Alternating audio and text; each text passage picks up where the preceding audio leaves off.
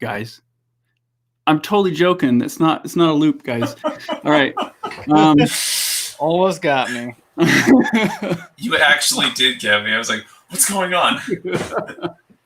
Flashbacks. Yeah. PTSD. Welcome, everybody. How are you guys doing this morning? All right. All right. Tired? Is it catching up to you, Fuzzy, doing the late night streams? No. I'm sorry. I'm not physically tired. I'm like mentally done with the. I've just been doing thumbs for it feels like 10 years, and I just want to be done with it already. Yeah, thumbnails are tiring. Hey, welcome, Micah Chapman, new member in the YouTube channel. Thanks for supporting the channel. And just so you know, Micah and anyone else who's considering becoming a member on YouTube, I'll give you access to the Phobos webcomic that I'm working on. The pages that I've been live streaming, I've put them all together at my website. Let me show you a little preview. So I'll give you the link. It's in the members only comments section, and you can see all the pages. I got quite a few in there. And I'll give you the password as well, so you can see that before the book comes out. Only you and patrons. Also, a little more housekeeping. Cognitive Drawing just passed 1,000 backers this morning. Wow. Awesome. This is my second. Remind 2 passed 1,000 backers, and that was a big deal. So this is the second campaign I've ever had that's crossed that many backers. So. Thanks everybody for sharing it. If you guys are interested in learning to draw, this is my workbook on learning to draw the male figure. A bunch of lessons. I'm doing video. Where is it?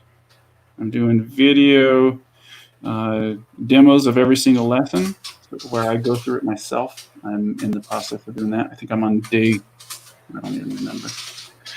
I have a lot of days left to go through, but I'm going to make video lessons for everybody. If you get the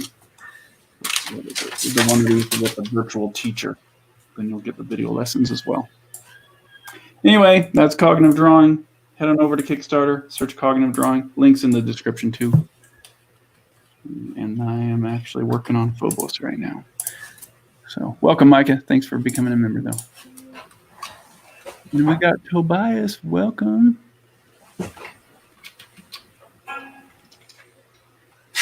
Postmodern sweetness. Is he talking about the music?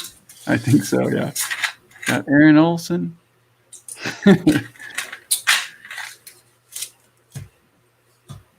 Welcome from Facebook. Ooh. All right. Well, I guess I better get started so it's not too boring. So did you know that Sean Gordon Murphy launched his campaign this morning? No, what? Yeah, and oh my goodness. And he launched it maybe an hour ago, hour and a half, and he's about to hit a goal of 50,000. Oh man, I can't wait to see it. Where is it? It's on Indiegogo? Yeah. Okay. Let me I'll put it in the private chat. Here's the link. Sweet. There you go. Sweet. Oh man, it's so good to see these big players stepping in. Yeah. Doing that stuff. It's gonna just change the whole game. Mm-hmm. The plot holes. $50,000. And that's only with 400 backers. Yeah, he did some big goals though if you go to the bottom. Mm-hmm. Oh wow, being drawn in's already sold out, 10 out of 10. That was 400 each. One of the chapter break, $5,000 by itself. Sheesh. Man, that's awesome. Yeah, 39 claimed out of original art pages. This is so exciting. I just love when when people who have massive influence come and do this stuff. Oh, it's so good. And it's kind of, I didn't know what he was doing with this, but now that we've gotten to see it, it looks like a really interesting story. Because all the characters are essentially different genres that are like story characters from different genres that are being thrown together. And so I don't know exactly how it works, but it looks like there's like some sort of questing through books. And I always like that idea because I love the Page Master. That old movie. Oh yes, I don't that know. is so if good. Yeah, it reminds me of that, so I get this kind of nostalgia feel to Oh, it. you've never seen Page Master? Page Master. It doesn't sound familiar at all. Yo, that is like one of the best movies of all time. Gonna write it down. All right. I mean, how would you sell it, dude? It's Well, I'm already sold if you guys are freaking out about it. So Kid learns courage through questing through different books. I don't know. I might have seen that. It sounds familiar. It has the kid is the Home Alone kid. How old is it? It's old. when he was in his prime. Yeah, Page Master. It has Macaulay Culkin and Culkin. How do you say his last name? I don't know. Does it go in and out of animation? Yes. I remember seeing that. And Yeah. Christopher Lloyd is in it as well. Mm-hmm. Yeah, I remember. I never remembered the name of it though, so I every now and then I think about it. Go, what was that movie where the kid was blah, blah, blah, and I could never remember it. I remember we got it on a one of those big laser disc players. Uh-huh. We rented it and rented the laser disc player, and I remember it was so cool because we could slow it down and watch it frame by frame, and it was all special because before that it was like just had the VCR type thing. So anyway, yeah. But Now I know to look for it. Yes. It's like Well, that this is classic, fluid Disney style animation, Mm-hmm. but I not totally remember. not the hyper clean version that you would think of for like. I don't even know. I don't know what I'm saying. It's just such a good movie, and the whole classic literature thing. Yeah. Well, everyone go back Sean Gordon Murphy's campaign because we need to get more big boys on these platforms like this. Because that'll just bring a lot more attention to it. It'll help everybody. After what is it? After McFarlane did it, I feel like everybody else was like, Yeah. oh. Yeah. I was waiting for someone like McFarlane to do it. I didn't think he would do it with a toy though, but that's still fine. I mean, it's Yeah, still that's him, though. Made the whole industry look. So He's always been about toys. yeah, that's kind of been bread and butter ever since. I mean, even when he was doing comics in the '90s, he was like, he's talked about it before. He was just a. Oh yeah, I mean, yeah, he only did like the first 11 issues or 13 issues or something, and then it was always just his focus was solely on toys practically after that. Yeah. Yeah. Which is cool. I mean, he did great toys. But I never was. That wasn't the reason I got into comics or anything.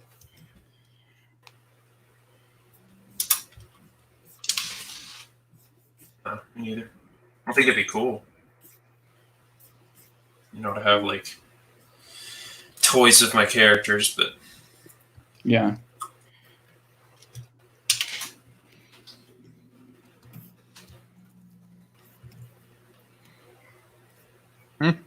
Toys, characters.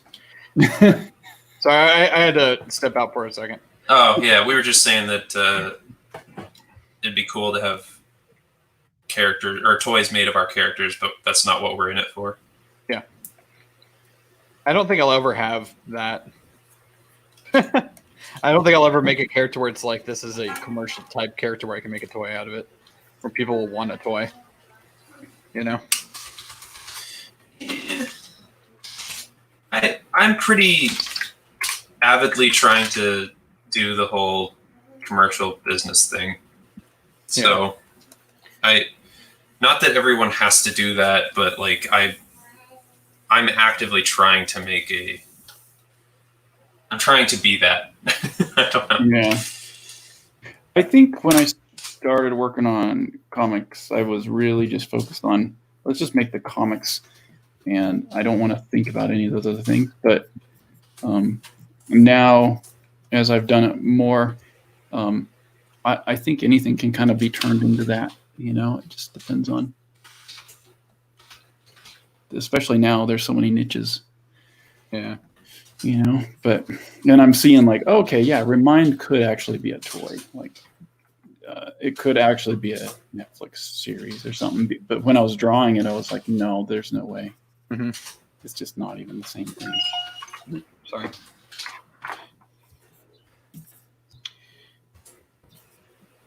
I wonder if Sean would want to come on your show, Jason. I'd love it if you would.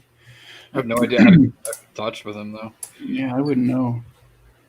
Jason, I think that's one of my. Oh, sorry.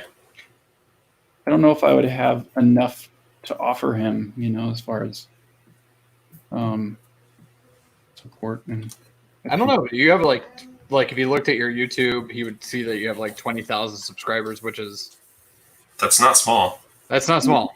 Yeah. So, and you have a consistent following. Whenever you do these streams, you get to 40 to 50 people usually. Yeah, that's per true. weeks. And it takes one person to give him $5,000. You know, like Yeah. that's not every backer counts. You know. Yeah. So, but I mean, I know that Tenaple is in constant contact with him. Yeah. But You know what I think, though? I think that one of my favorite things about you, Jason, is that you're one of the more unconventional comic book creators, just Mhm. in terms of, like, I don't know, you're not really a part of a group necessarily. You're not like the heavy right-wing, you know,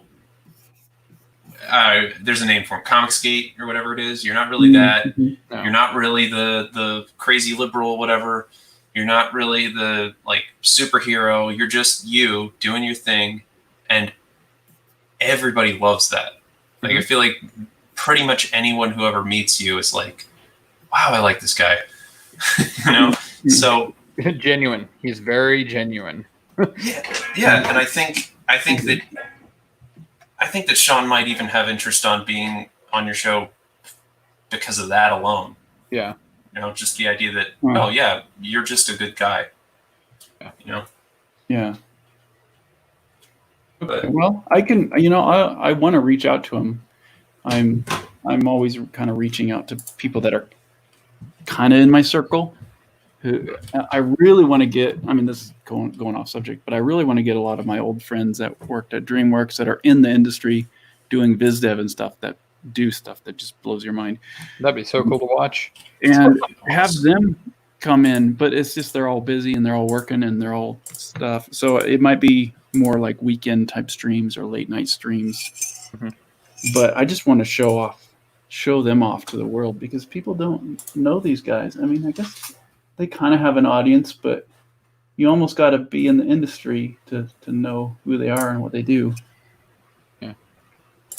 well, But that's not. Do you ever see Serious Jibber Jabber with Conan O'Brien? no, I didn't. Haven't not. He does this thing where he will just have a conversation with someone, and it's just him and that other person in a black void at the table talking. And he did one where he got the entire like Simpsons writing crew Mm-hmm. during the time that he was working. And I don't know anything about any of that. And I was still so interested in listening to them talk, Yeah. you know? Yeah. So I was like, oh, I want to hear this. So, and I don't know any of their names. Yeah. Like, it's not really about that. Like, it's not about knowing their names. It's about like It's a bit about a window into that world, really. yeah, exactly. Like what kind of inspired me to start podcasting back in the day when I had Remind blog and I did the Making Comics podcast was just sitting down at a table at lunch at DreamWorks with these ridiculously amazing artists that are all just they've all just had a career in the industry and they just don't even think about it as unusual anymore. And their conversations were just so out of the normal from any other kind of conversations, but it was just normal. And it was so interesting to talk to him. And I wanted to kind of I wanted to imitate that with a podcast, you know, like that's why I did the Making Comics with kind of a round table of really good artists. So anyway, it's kind of that whole thing.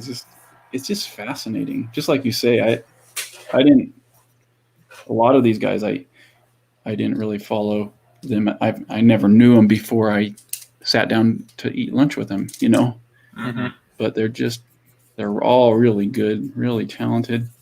They all come from completely different places in life. Anyway, yeah. But yeah, I would click that video, you know? Yeah. Like your I don't know what your clickbait title would be, but like That's my problem. I don't think that way, you know. I'm just but that's the thing is I don't think it's necessary to do clickbait all the time, right? Like I think the type of title that you put is the type of person you're gonna attract, you know? Yeah. But anyway. He reached his goal. What was his goal? Was it 50,000? Yeah, 50,000. Oh yeah. Sure he hit it. How long is that? 2 hours? Maybe. That's ridiculous. Okay, so that's awesome because I was just talking to Chelly, my wife, last night about, you know, when we were talking about I need to make maybe I could do a campaign where I pitch an idea and then use the funds to actually make it instead of make it and then try to get the funds after the fact. And I started getting excited about that. And we kind of came to the conclusion that it would be like a $50,000 goal would make it worth it because 20,000 would go to printing and shipping and all that stuff, and then 30,000 would go for like a year's worth of bill funding. Yeah, just taxes and other things. Taxes and just living expenses and keeping the lights on and internet and insurance, all that. You know, just everything you have to pay for to just keep moving. You've got videos on how you recommend running a Kickstarter, right? I do. They're kind of a little dated though now, you know, surprisingly. They get dated really fast. And so that's why I'm kind of like not as much into making that kind of content. Well, it's inevitable. Yeah. You know, You're too fast moving the industry. That's just how platform changes, you know. What? Oh my God. I'm sorry. I only just now am looking at the plot holes thing. Oh wow, he's got like a Calvin and Hobbes type character. Yeah, it jumps from like all the characters are different genres of books, and I don't know how they all fit together. I mean, is it gonna be a page master type thing? Well, I know you mentioned it, but one of the images is literally it says Cliff, also known as Inkslayer, is the newest member to Plot Holes, realizing his world is just fiction.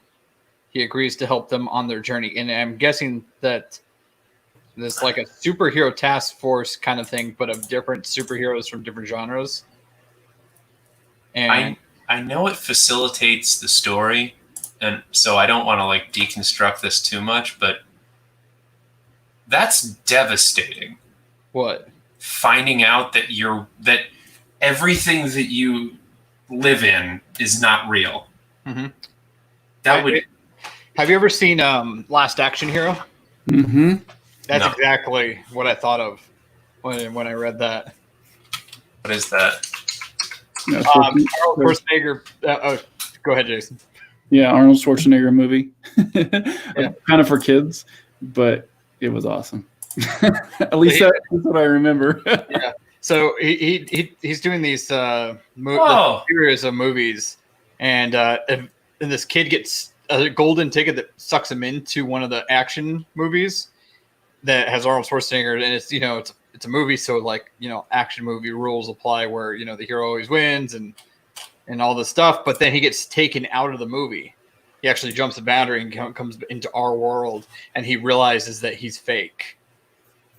And one of my favorite parts of it is he actually runs into the real Arnold Schwarzenegger, and the guy, and Arnold Schwarzenegger is just like, man, you look just like me. You talk to my agent, so you could be a stunt devil, and he's like, I hate you. You ruined my life.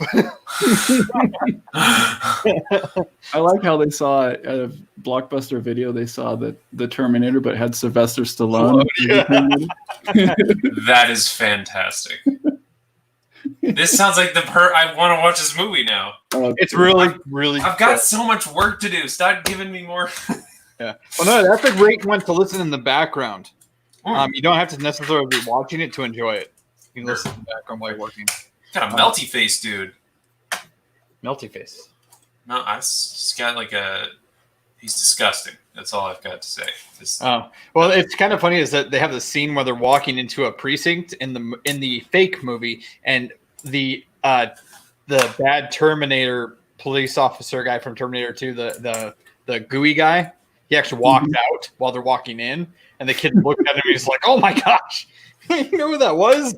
And there's like a cartoon character, and he's like, "Dude, there's a cartoon character in the precinct," and he's like, "Yeah, he'll be here tomorrow. What's your point?" You forgot about. I watched that movie a lot when I was a kid. All right, Jason, if you can see my screen or my screen. Yeah.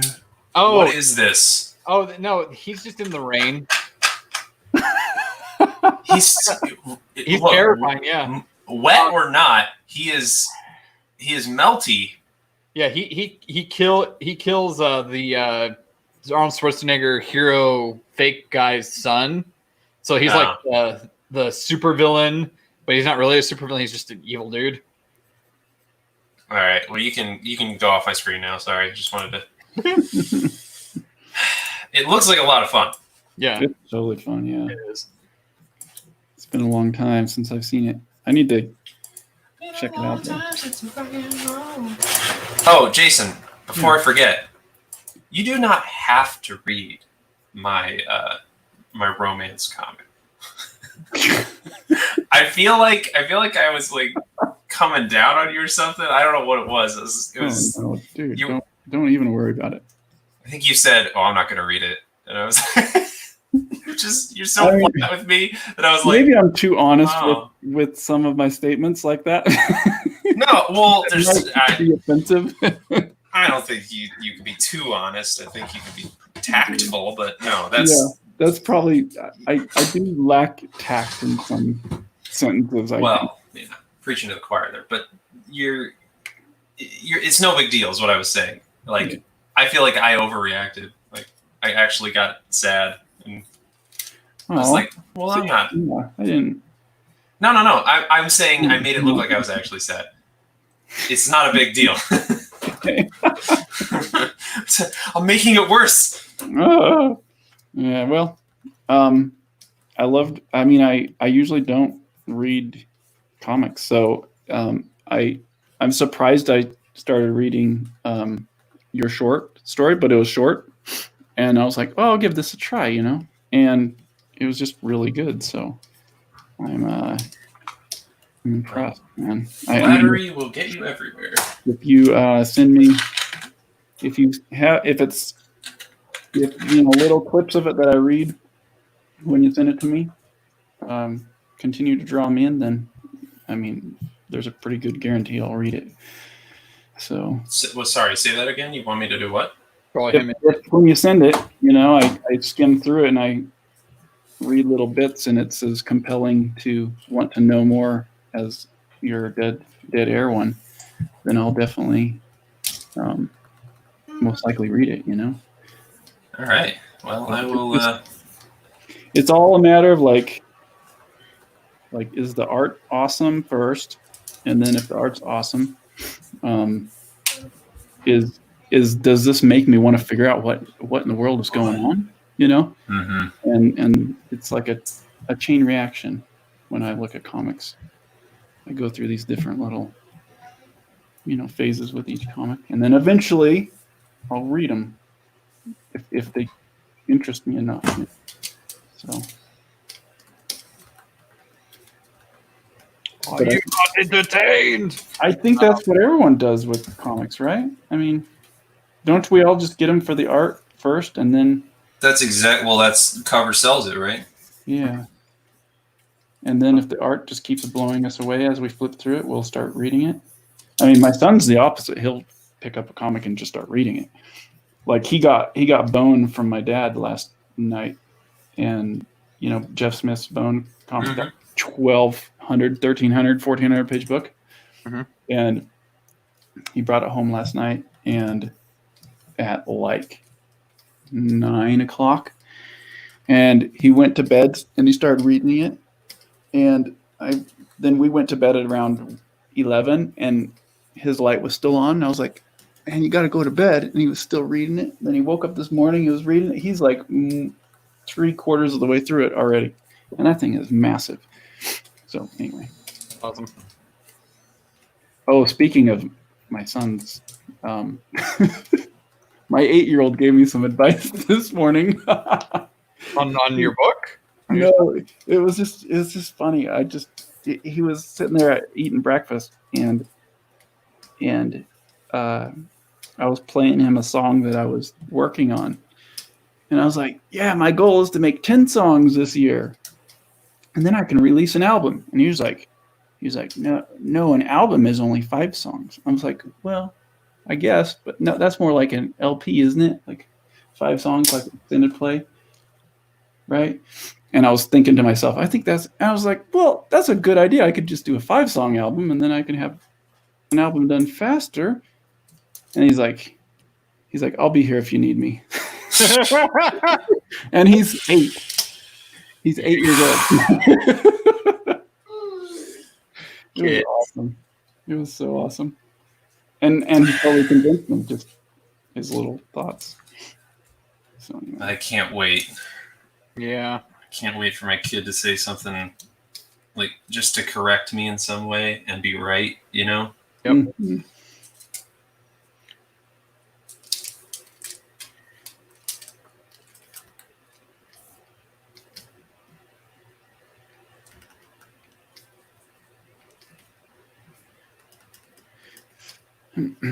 So yeah, I love the idea of the launching a campaign and having a goal be $50,000 like Sean Gordon Murphy, and just baking everything I would need in for the year into that campaign. Yeah, I think that would be sweet. I dream about that because that would just eliminate all the stresses of, oh, no, I need to make sure I get this done so I can launch it. And then maybe there'll be an audience there. Maybe there won't. Will I be able to finish it? How do I raise funds for this if I run out of this or that? How much was your goal for cognitive drawing? 9 was the campaign goal. But I needed about 17,000 to cover everything. And now that it's gotten up to 1,000 backers, it's obviously going to be more. Oh man, you're already at 35,000, Yeah. dude. Yeah, definitely you can do it. I'm thinking it'll sure. probably hit. It might hit 40 before the end of the campaign because the last day is always good, and it's getting about 500 a day. So, it's putting me in a really nice spot just financially for the rest of the year anyway. So that's nice, but if I do it that way, it's always a gamble if it'll go over, Whereas if I just have the goal be 50,000, exactly what I need, and if it doesn't hit it, then it just means maybe I can focus on something else.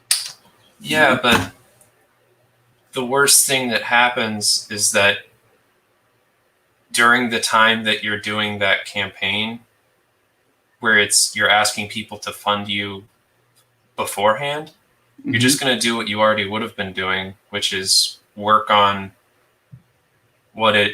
finishing it so that you can do a Kickstarter to sell it. Does that make any sense? Like, say that again. I was kind of. So it sounds to me like your options are finish the thing and then do a Kickstarter to sell it, to sell prints of it, right? Yeah. Or first, and then Kickstarter raises money to sell it, and hopefully pay me extra money. Right. To pay my bills. Or you could, before you even start drawing it, start a campaign to fund yourself drawing it. Yeah. And during that campaign, it's not wasted time because you'll still be working on it like you would have been with the other. Right now, I'm live streaming as I'm working on pages while the cognitive drawing campaign's happening. It would just be, I would be live streaming pages of Phobos because the campaign is Phobos, right? Right. The only difference would be that the campaign is going at all. Yeah. So like you're taking, it almost seems like you're taking less of a gamble, because at the very least, the worst that happens is that you don't get funded and you're at exactly the point you would have been if you hadn't done the campaign. Yeah. The pre-funding campaign. The question is, if it doesn't get funding, would it be, would I still want to work on the book if not that many people are interested in putting money towards it? You know? Well, I mean, That's the question. How long have you been working on Phobos? Since you were like 17 or something? Is that right? Yeah. Yeah. This first issue of Phobos, or this first book, I've looked at it for a long time as the test. Like, if people actually like this and buy it, then I will keep working on the Phobos story. You know, if not, then there's plenty of other stories I could work on. And so, I mean, for the record, I don't think that's going to happen. I think people will like it. Yeah. Right. Like, I don't know. It feels like a useless conversation to have, but even if that did happen, even if you couldn't get the funding, then you just switch gears, right? I mean, and yeah, I guess, and do what you've always done, which is, you know, another year till you get Phobos done or something. I don't know. Well, I'll have this first issue done in about 6 weeks if I keep going at it every day, like I have been on these live streams. So I'll launch the first Phobos campaign for a finished book, and then the one I'm thinking about doing, raising funds ahead of time for, would be Phobos 2, to see if people want to continue the Phobos story. Does that make sense? Mm-hmm. So then it's like, okay, people have gotten the first book. Do they like it enough to keep it going? And if they do, then I'll keep going. If not, then I'll start a new one. Phobos. Is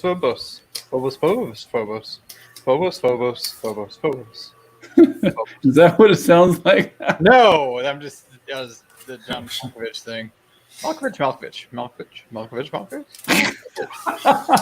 Yeah. Oh my gosh. Thank you for that. You're welcome.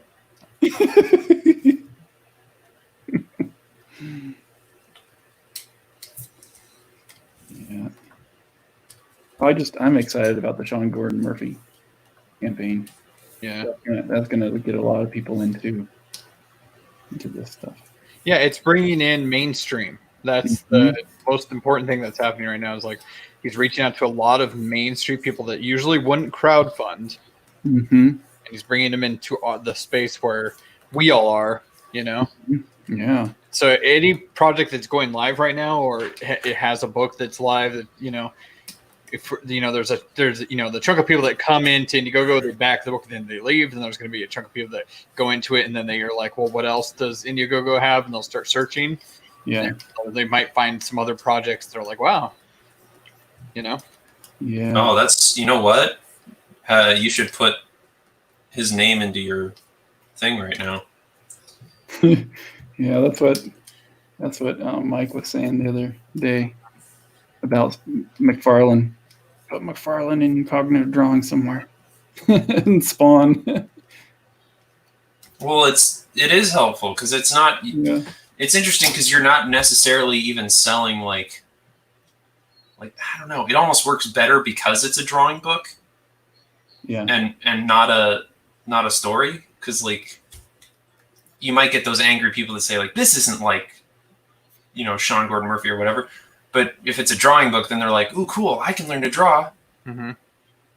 And I can, you know, I don't know. I feel like I'm rambling. So we got a question, and I think it's a really good question, which is, what is the advantage of doing a book first and not the campaign? Is it in order to have more credibility, like for people who know you're committed to it, or is it easier to fund when the book can be shipped in a short period of time, maybe because people don't have to wait like a year?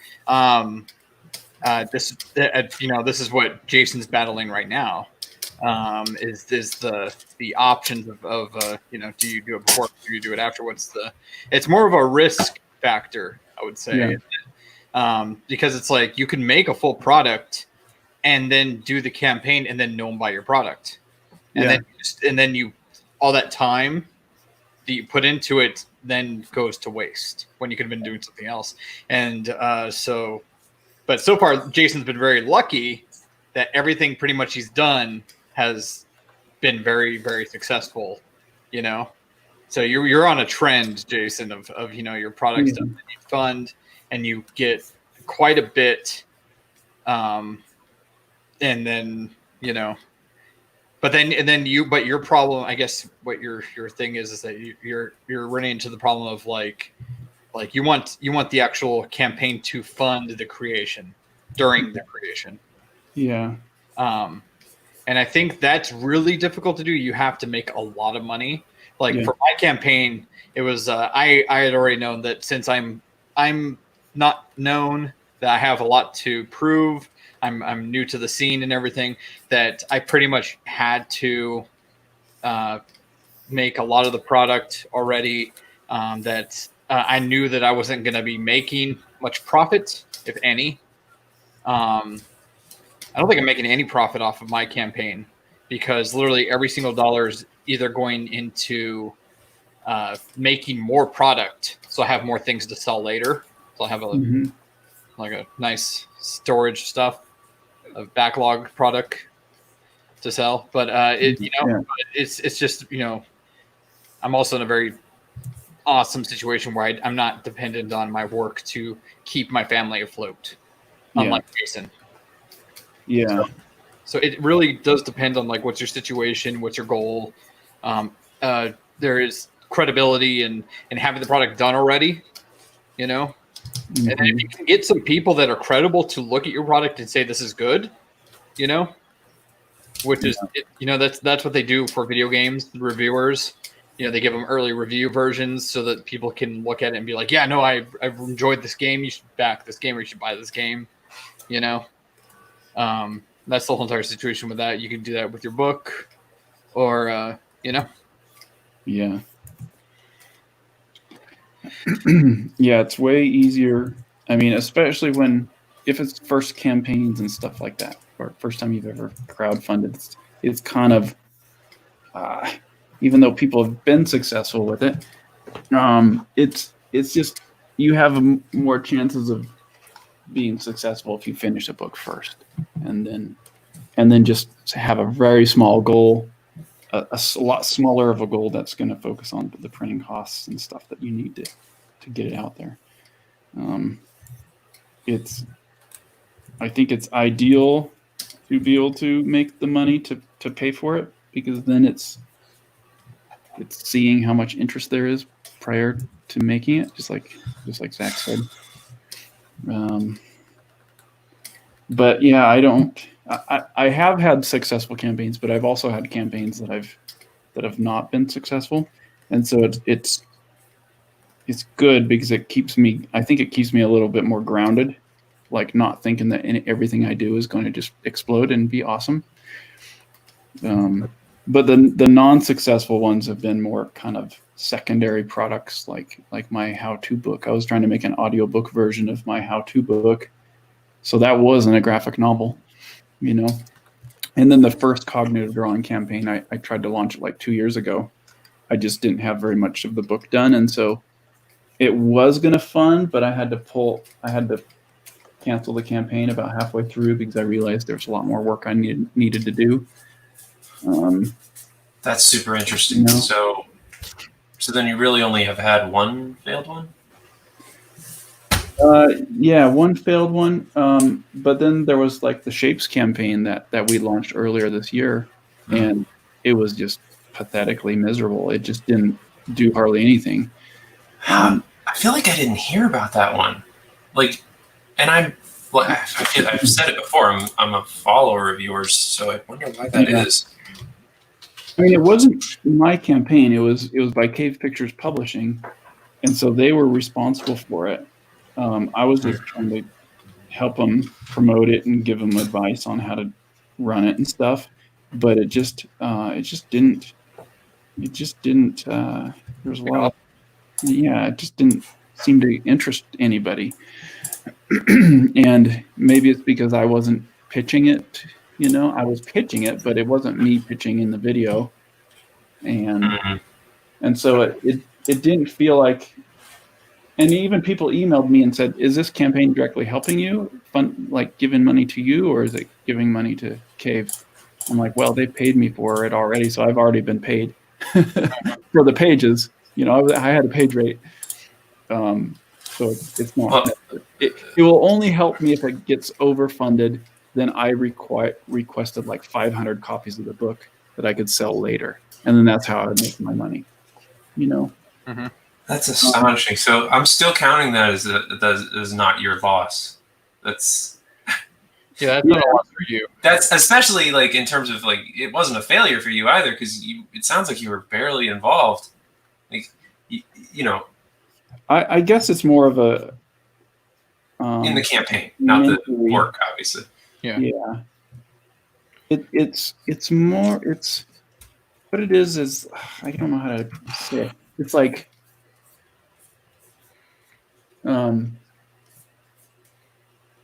it still messes with your head enough to where it makes you second guess your decisions. But you know what I'm noticing though? When companies like when people see like a publisher or a company do a crowdfund, it's not nearly as successful as an individual. Yeah. And this is going like if you look at any of the stuff, you know, Matt Weldon, you know, he's an incredible artist and stuff. And if he were to actually do his own book and everything, I guarantee it would be extremely successful. But because he's going through Antarctic Press and whatnot, and they do the crowdfunding, they handle kind of the crowdfunding stuff, and also the writer of some of the books. He does the Punchline series, does the crowdfunding, and it's not directly Weldon.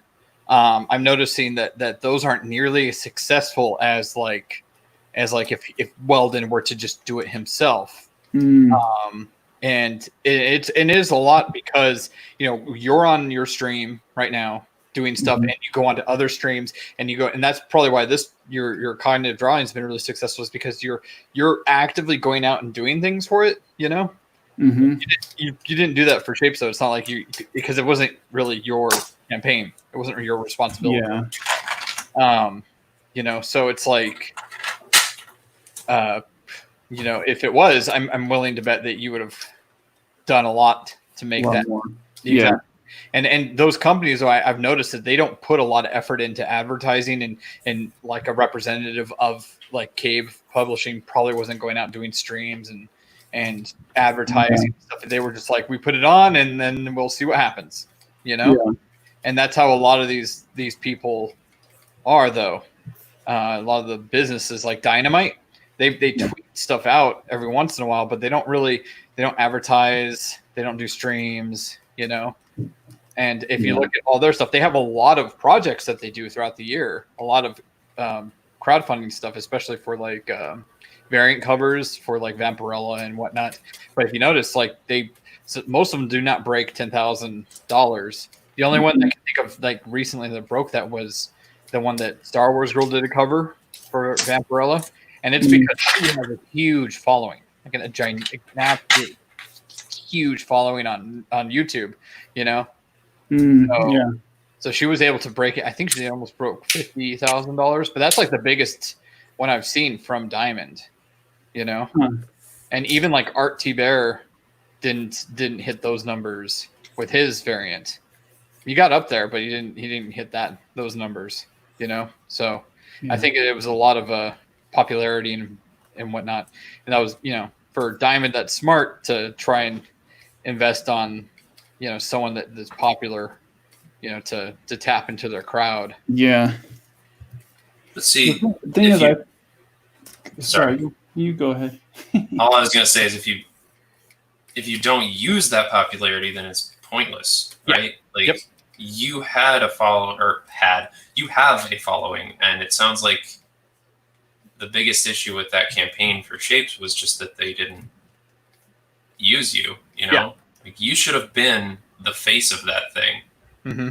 You know, like you up front, talking it out, going like, "This is awesome. I put a lot of work into this. It's super cool."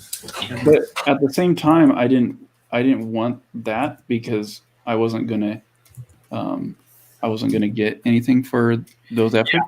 No, that's what we're saying is they should have invested in you. They should have said, that's like, what I meant. Like by that. you get like a percentage of the money made to give you an investment in it, you know, or promoting it. Because if they were to have done that, I guarantee that it would have made. I think what it made, like maybe 10,000 did not even reach its goal, or what did it?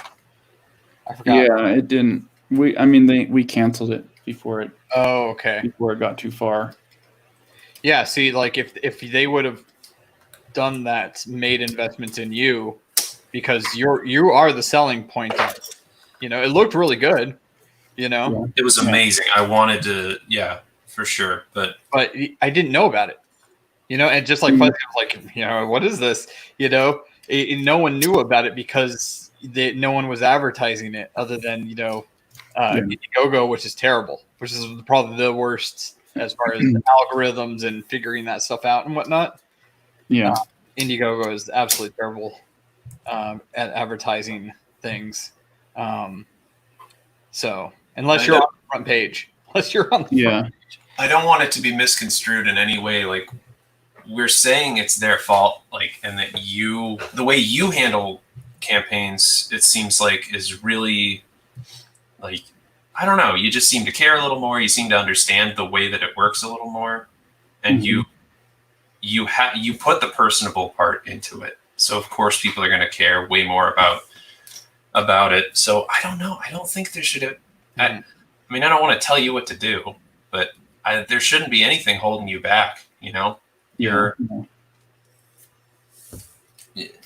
good art, like we said, you know, is the reason people pick up a book. Yeah. Mm-hmm. And Marvel and DC seem to live on that.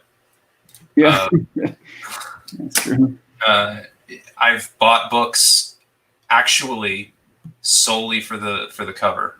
Mm-hmm.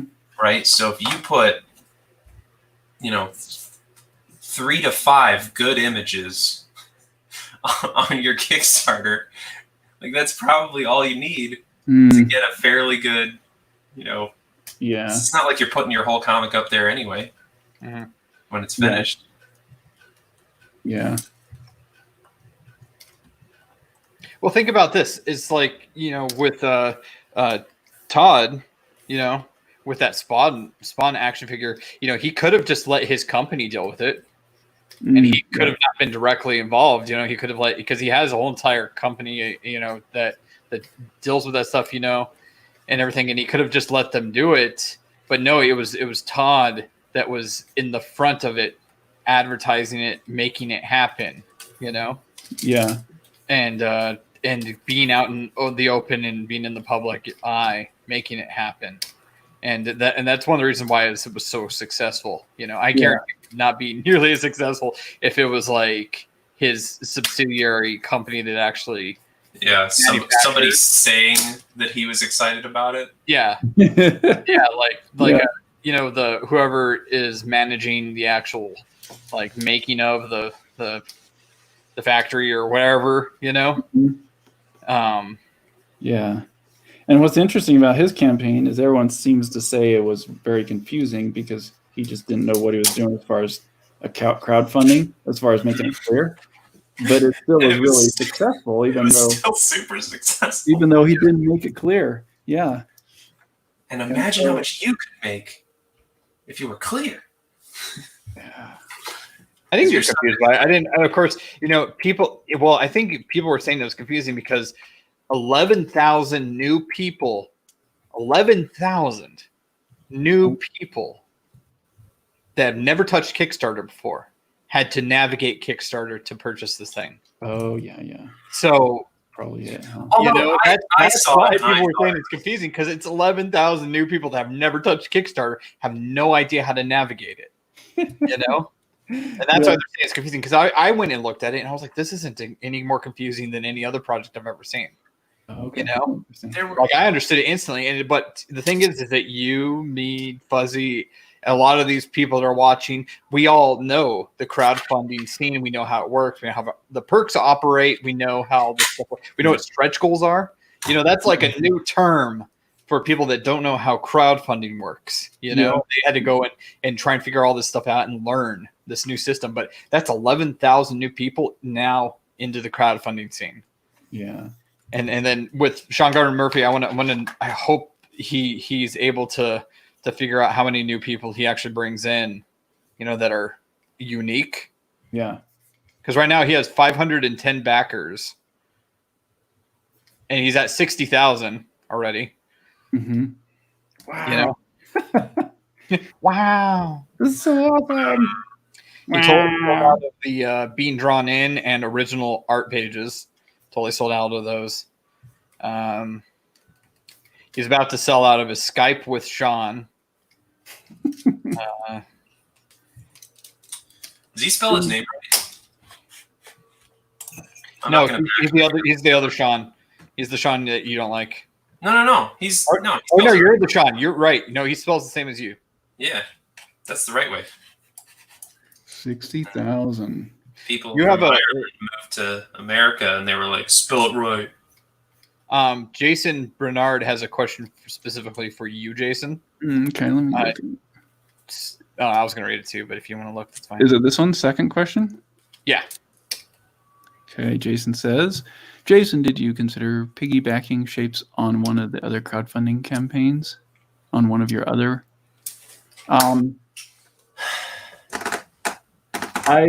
did email my other campaigns and said, here's my new campaign. I'm my new book.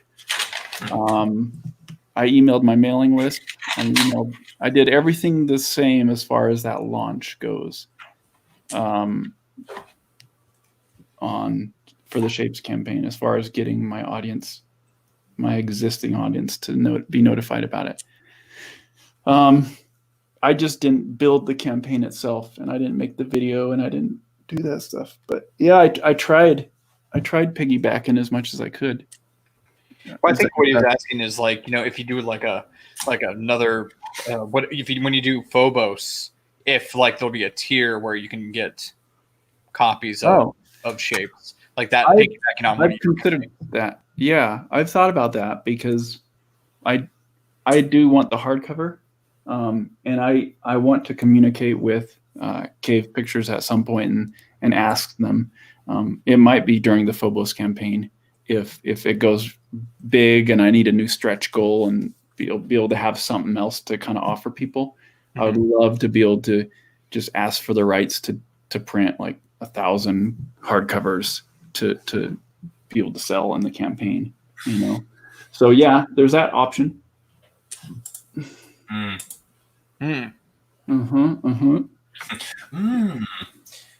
There's a question here that's my struggle right now is wanting to make a comic so bad, but I am at a fairly beginner skill level.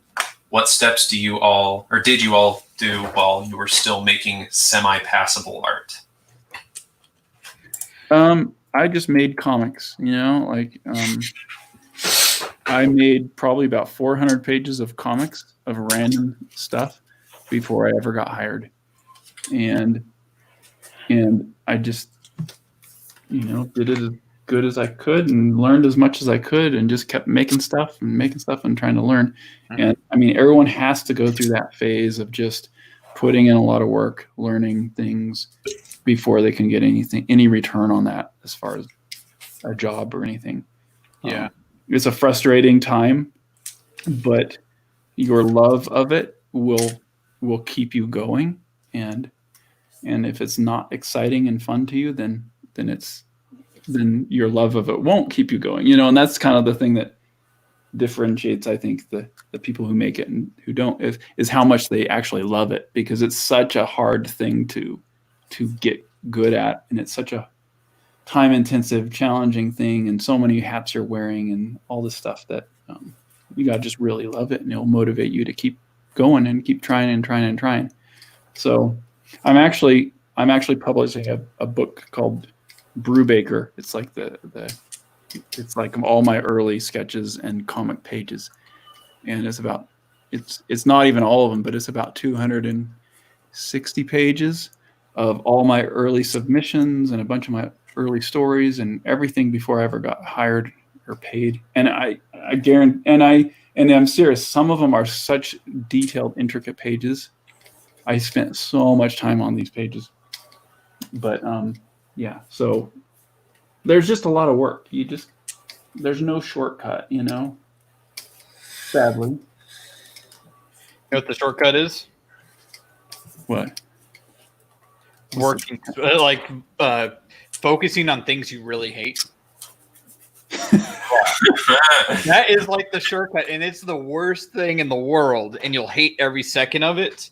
But if you are smart about it and you only kind of figure out bits and pieces every day of how to structure something, and so you ingrain it into your mind, into your visual vocabulary, I guarantee that you'll draw a lot quicker. I have a student who only started taking drawing seriously last year, and he's already at a point right now where he's starting to submit a portfolio to game studios. And it's because I've been forcing him to draw everything he hates. If so, you're focusing on, it sounds, which is not a bad thing, by the way. You're focusing on the how do you get better at drawing, and definitely practice first of all, but also I think I agree with what you're saying, that focusing your efforts on the stuff you suck at, definitely important. But I think I don't know, maybe I'm misunderstanding the question, but I think it's more how do you keep going when you suck, or when you're not good enough? I think that's when a mentor is really helpful. Yeah. Is having and Jason says it right here. He says, or Bernard, not Brubaker. He says he's only succeeding because his teacher is forcing him to, and that is a big thing. Is having someone that hangs over your head that says no, don't, you may feel like you're drawing crap right now, but believe it or not, you're doing actually pretty well, and you need to keep moving forward. Don't get stunted by this. I know it's hard. I know it's difficult, but you need to keep figuring these things out. This is going to be a constant struggle. You need to ingrain it into your genes, essentially, that this will never stop. The thing is that this whole entire, my art sucks right now, never stopped. I had that last week.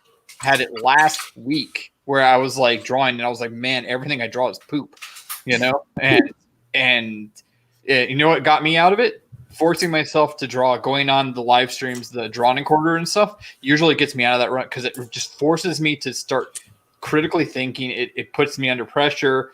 It kind of removes the plug, uncorks the creative plug. Then I get really good, and then I'm going to start slowing down over the weekend, where I'm going to start feeling that way again, where everything starts to suck and everything, and then I'm going to end up doing a stream with some guys, and then it'll uncork that creative plug, and then it'll keep going. So you just got to figure out how to keep yourself going. And my only way of doing it is doing these streams with like Jason and going on those drawing streams at night when doing drawing quarters, and that because that forces me to keep a schedule and to keep working, even though I don't feel like it. Yeah. I'm reminded of Hokusai, the artist who did that like famous Japanese wave painting. Mhm. And he did all these insane paintings, and so stylized, but they're all beautiful, right? And he died at like the age of 88 or something. And he one of his quotes from like before he died was like, "If heaven had granted me 5 more years, I could have become a real painter." Yeah. It's like it never goes away. Like, Yeah. and it's good to know that guy like felt that way, Mhm. But you just it's, I don't know if it's good fully, but it's comforting at least to make, like, oh, okay, well, I'm not the only one. But I think if Webtoons has taught me anything, it's that the quality of art isn't really the question. Yeah. Like it's specifically rendering. Like there's so many more millions of things that go into it, like design, composition, storytelling, the story itself. Is it even interesting? So Yeah. And these are specifically for storytelling, comics, visual storytelling stuff. If you're doing concept art and whatnot, it's a lot more technical rendering. But yeah, for comics specifically, everything Fuzzy said. yeah, right. Sorry, there's different rules for every, everything. But It really depends on what you want to do. Yeah. Because if you're doing graphics for as far as like graphic design for companies and stuff, that requires just you understanding how to abstract shapes in such ways that catches people's eyes immediately and makes a recognizable thing that people can associate with, right away, so that when they see that symbol, they know that's that company, that's that logo, that's that thing, and it's like instantaneous. And they want you to, and the most important thing about graphic design is making something so simple, so abstract that it's just, like I think my best one is FedEx, because their symbol is the arrow within something. You don't even notice it at first. You read FedEx all the time, but you don't even realize there's an arrow in the FedEx logo, like in their word. yeah. It's from the E to the X or something like that. Yeah. Or the D to the, well, whatever it is. Yeah. But you know what I mean? Like it's just so clever. And you don't even think about that. And then I think Amazon is got a smart one where it's like an arrow, but it makes a smiley face. Yeah. Yeah. That's logo design it's great. Yeah. And Nike, check It's mark. great practice. It's so simple, but it's like everybody knows that's Nike, Yeah. But that now has nothing to do with storytelling. I don't agree. Here we go. No. I think that's why it works, is because it tells a story. What's the story of the check mark? The check mark is that, yes, you did it. Accomplishment. Like, it's not a long story, but it's passing an idea to the person just from this simple iconography, right? The smile, obviously it's a smile, but it's also an arrow going up. An upward trajectory just feels good to the viewer, So like it's got that double positive sort of feeling, and the arrow in FedEx is going from left to right, and since it's an American company, we see that as forward progression, right? So it's not telling like a 3-act play, but it is telling a story, I think, and that's why those hit home so much more than others. Mm-hmm. I don't know, like And because they all use the font Helvetica. Did you see that documentary about Helvetica No. and how every logo, every company started using Helvetica as the font just because it was so simple? And designers were like, "No, don't use Helvetica." That was the first thing that my graphic design teacher told all of us. She was like, "For the love of God, do not use Helvetica." Yeah. Interesting is the first thing mine was don't use Comic Sans. Oh yeah. Yeah. Oh, well, I think she just knew that went without saying, but Well, for some people, they didn't know. Some people were like, what's wrong with Comic Sans? Oh man, It's fun. I published Phobos with Comic Sans in 2007. I printed 2,000 copies of it. With Comic Sans? Yeah. I'll say it again. If the story's good, it doesn't matter what the, Oh, that font will ruin your story because that's There's something about it. I don't know. The words make sense in my brain, but how the words are makes my brain want to shoot itself. I don't get it. But like Comic Sans gets a lot of crap, but it's one of the few fonts that's like helpful to dyslexic people. Yeah, like easier to read for dyslexic people. And then on top of that, like it seems like comics, they don't use that exact font, but they use ones that look very similar. Well, it's just because it's based on what? Who was it? That the guy who did Watchmen, the guy who did the font for Watchmen. It's based on that font. I'm using CC Astro City, and that's like a very slight upgrade, Yeah. But it still looks pretty similar. Tried to make a font of my own handwriting, and it was so illegible that, well, I blame my last failed comic for it.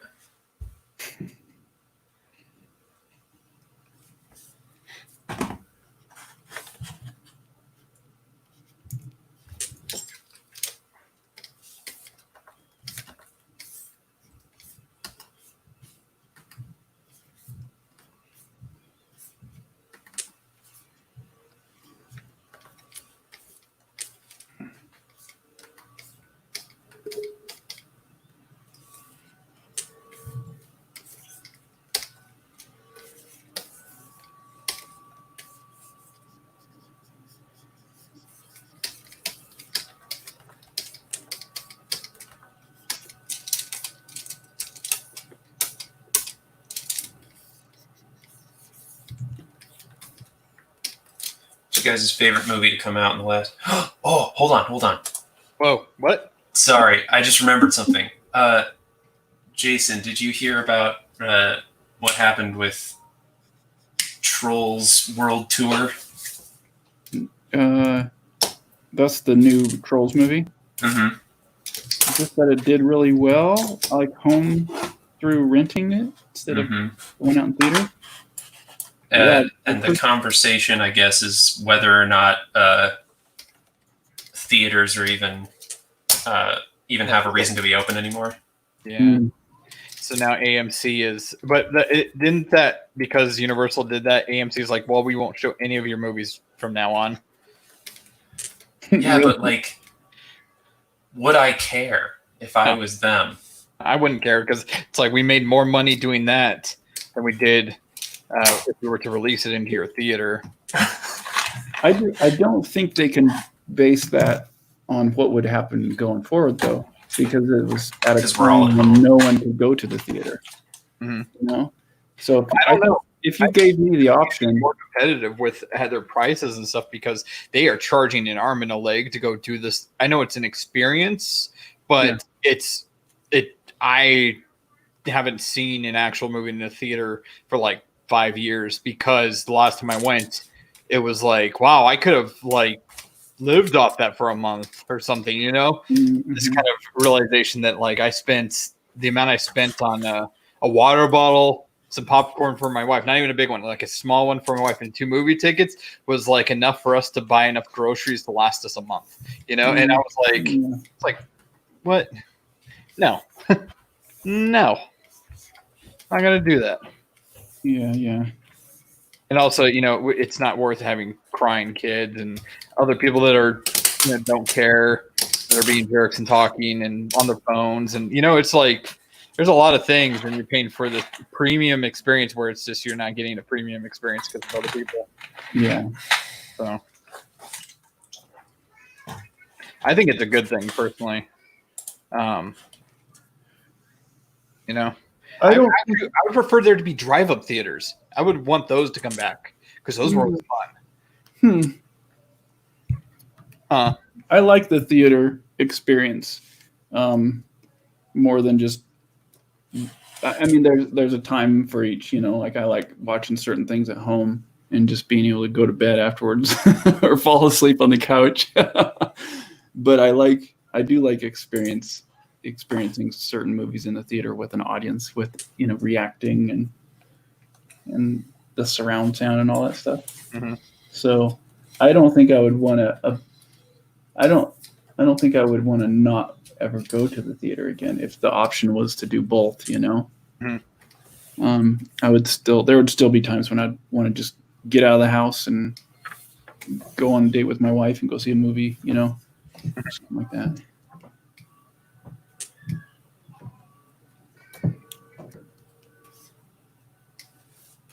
I think the contract, like I used to go to the theater all the time when I was younger, but it only costs. I see a matinee was like maybe $6 for a matinee, and now it's like $12 for a matinee showing. And I'm like, because I used to go all the time with friends and whatnot, and then I don't know what happened. Like all the prices doubled and tripled, and I think it was because just how much they had to start charging people to stay alive. So, but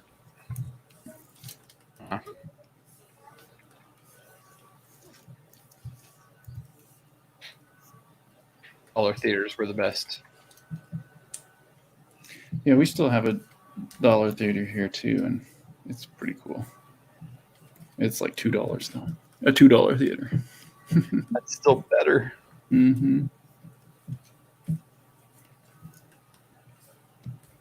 they're cool. It's like a locally owned thing, and they're really into the community, and they have like certain things for kids on certain days, and it's like dealing with a nice family, So it's like you want to support them. Yeah. That's a bit different though. If it's like privately owned, mom and pop kind of little theater thing. There's a love to it. Like these big Century or AMT and stuff like that, where all the employees are just like, I hate being here. Yeah.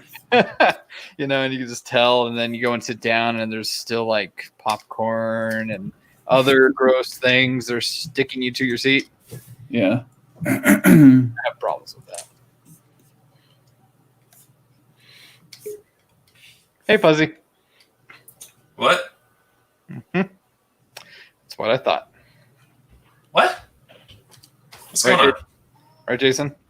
Say what? Yep.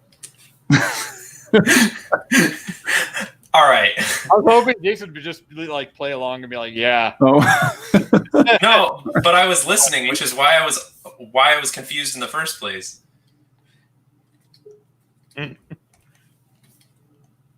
Well, you didn't input on like your thought of theaters and stuff, whether or not it was a good thing or a bad thing. I mean, I don't know. I think it's fine. I don't care. I mean, I care enough, obviously, to bring up the subject, but like, I think that there's starting to be like this. What's the company called? They make theaters, or they start theaters where they you have to like check in your phone. What? And you automatically get kicked out if you make a single noise. And like, what? It's literally a pay for the experience kind of thing. Do you get popcorn and everything for free, or what's the deal? I don't know all of the details, but the idea basically is that, there's some people who believe that theaters shouldn't exist at all. There's some people who believe that nothing should change. And then there's other people who believe like theaters are so important, but what they are right now is garbage. So we need to make sure that, you know, people experience what they should be, which is utter silence. They're like theater snobs then. Yeah. Oh yeah. Buffer. Which I think that's stupid. Get the menu. I think that's kind of like, well, then why am I here? Why don't I just go home?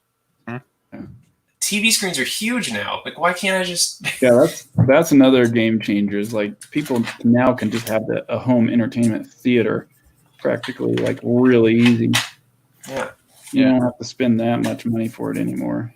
Yeah, I've got a 60-inch 4K TV that I got at Walmart for $200. Well, there you go. Black Yeah. Friday, you know, so it's just like, Yeah. you know, Right. That experience, that TV pays that. How many movies is that? That's like including your whole family. That's like 3 movies. yeah, Right. 3 or 4 visits to movie theater, you know. That way you're like, forget it. I'll just wait until it comes out on Yeah. whatever. Yep. It's starting to make sense. Yeah. And I got Amazon Prime already, and I've got Netflix, so you know. Amazon Prime comes with HBO, so I get all those movies. Amazon Prime comes with HBO. I have Amazon Prime. I Mm, have the HBO on my Amazon Prime, but I think you- I don't know if it came with it or if you have to purchase it separately. I have no I idea. think you have to pay a little bit more for that. But I could be wrong. But I have it either way. You know what I mean? It's just like I spend a like maybe for all those services I just listed, Mm-hmm. one movie trip for the whole year. Yeah. You know, so that's what I mean. Like they need to be competitive because right now it's not in my head. I can't justify it. You know. Yeah. I see what you're saying. The experience of you know, especially my daughter has Turner syndrome, and so she's super wired, like 99% of the time, and so she can't sit still for a long time. It's like ADD on steroids. It's ridiculous, and so she has a hard time sitting and focusing on anything. So I can't take her to a theater without probably us getting kicked out, anyways. Yeah. You know. But she'll sit with me sometimes, and if I put on like Zootopia or something, but even then she'll like start watching, and then she'll like do a front flip, back flip, and then she'll run around the couch, and then she'll settle down just for a second to watch like something, and then 5 minutes later she'll go crazy, and then it's like that, you know. But and I can't imagine trying to take her to a theater, you know. Yeah. Because she'll just be going like, and just start clapping, you know, and stuff, and everybody will be looking at me, and I'll be that parent. Yeah. I can see how that would change the love for it. Mm-hmm. Maybe when she's older and she knows how to kind of control it more. Yeah. You know? But yeah. Because I kind of fell out of love with theaters when we had our first kid, because it was just so hard to and expensive to go to a theater in LA. You had to have a babysitter, and it cost this, and parking, and it was just like too much drama, you know. Yeah. And so, I can't even imagine in LA. I can't even imagine how much it would cost in LA. Oh, it was horrible. It was so bad. Like New Mexico, and you know, I'm talking about like, you know, a $50-$60 trip to the movies in New Mexico, in Albuquerque, which is this tiny city compared to LA. Like there, it was probably like $120 for a trip, you know? Oh yeah. It was over $100 for my wife and I to go to a movie. It was what? Not just the theater tickets, but just everything combined to actually go have a date would be over $100 for us. Oh, okay. Just to get out of the house for a couple hours to watch. I thought you said the movie. No. Oh, you mean like babysitting and all that? Yeah. All the above, yeah. Shoot. Parking, movie cost, getting maybe a drink, babysitter. You know. That's like a No, water. thank you. It's not like a Coke or anything. That's like a water bottle. Yeah. Smoking candy. Water bottle. It's like, My wife is a very moral person, but sometimes I think she puts she puts the need to be frugal above that. And we would like jam pack whatever we could with snacks and drinks. Yep, into our pockets. Yeah. Oh yeah. Pocket purse. Perfect. Yeah, my wife would bring in her purse full of stuff. Mm-hmm. You know, sometimes we'd go get a coffee and put it in her purse, and she'd be careful not to spill it. You know, and yeah, A coffee. yeah, That's some expert maneuvering. Holy yeah, cow. she knows how to do it. Yeah, because it's just way too expensive, ridiculously expensive. Yeah, but they started checking purses and stuff for they called it contraband. I'm not even joking. They're not a sovereign state. What do you mean contraband? No, they called it contraband. They were like, you're not allowed to go into. You put a fancy name on anything and you can get away with. Yeah, no, and so that was another reason why I was just like, well, I'm not going to support you then because you're Yeah, not there's you're a bunch of there's Nazis. certain theaters like that in LA too, where we were just like, okay, not going back here. They're just really jerks, you know. That's the. I feel like I would get really angry if they started talking to me that way. I'd be like, "What? You want my gold fillings too?" Mm-hmm. They do. They would say yes. Unbelievable. They would say yes though. They'd be like, yes. Are you offering? Yeah, Our business is tanking. Yeah. We love your gold fillings. Please hold him down. He consented.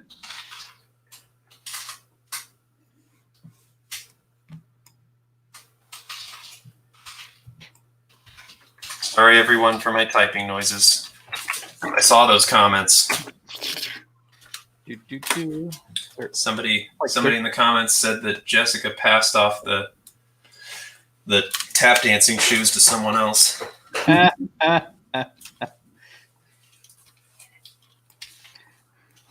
oh, let me put it on your screen. I need to go make myself another coffee.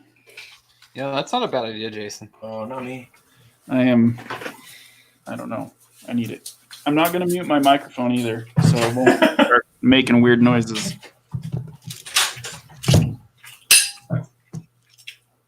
Oh, looks like the stream is all mine. It's all you, Fuzzy.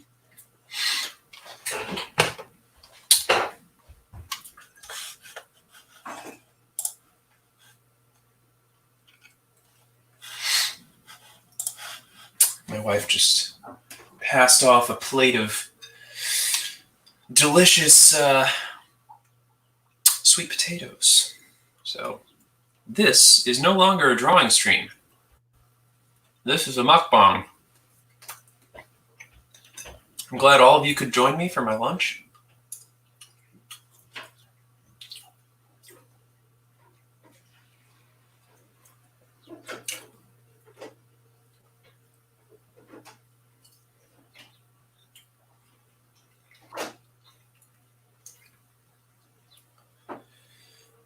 You're all enjoying looking at my thumbs. They're super interesting.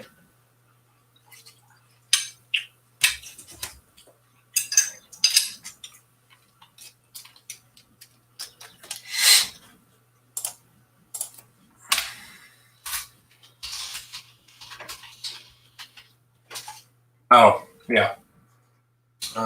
Let's see. What kind of flavors we got going on here? Effervescent, doesn't that mean emitting light? Yes, my wife uses uranium in her cooking.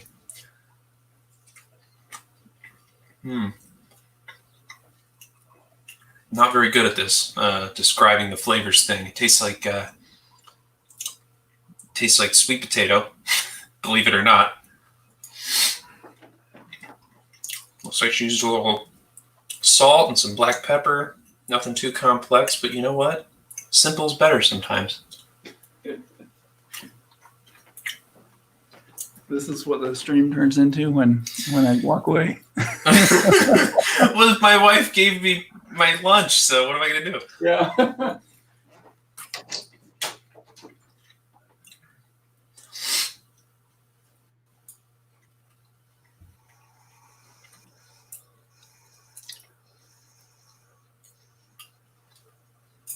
Here, I'm gonna put something more interesting on the screen.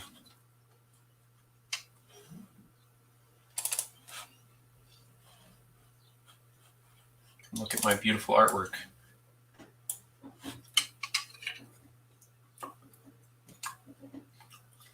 You go check out my webtoon.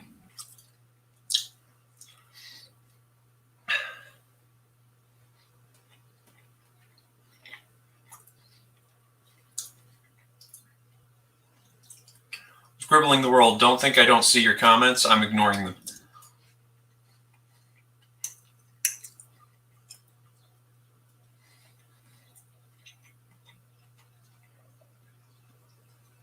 I hope you guys aren't getting too many mouth sounds. I'm trying my best to limit them.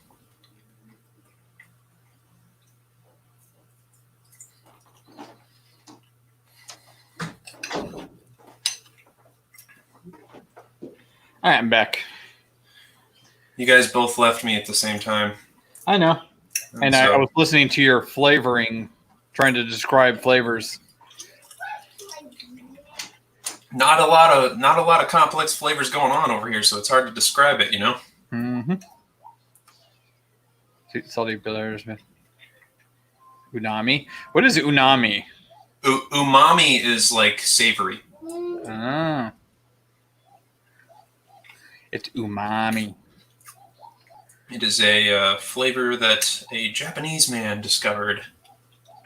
Or, I don't know if you can call it discovered it. He named it, you know, labeled it. Mm-hmm. I'm getting requests for more mouth sounds. What do you think? Do it. All right, here we go. All the mouth sounds. Let me just bring this over. We're just going to... Tell me how this sounds. That sounds pretty smackalicious, man.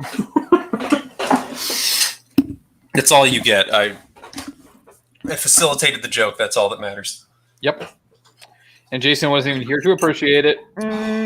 You can go back and watch it. Yeah. You're just giving him more sound bites for whatever music he's going to make.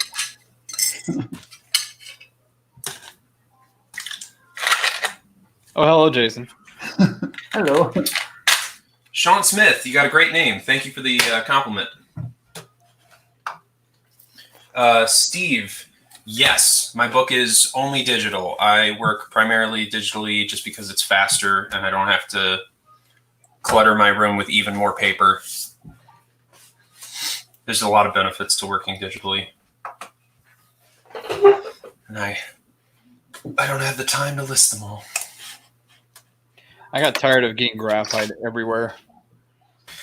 You know, it's just the transferring thing that bothered me. Like, it felt like I was spending hours of time scanning, and I was like, I could have just done this on the computer to begin with, and it wouldn't have been a big deal. Mm-hmm.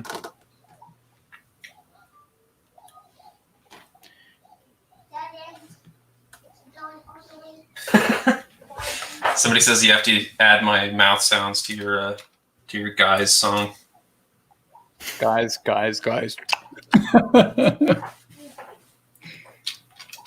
Oh man. I guess I need to make that. This whole entire thing is getting out of hand, man. Oh, in that same episode, I think I said the phrase,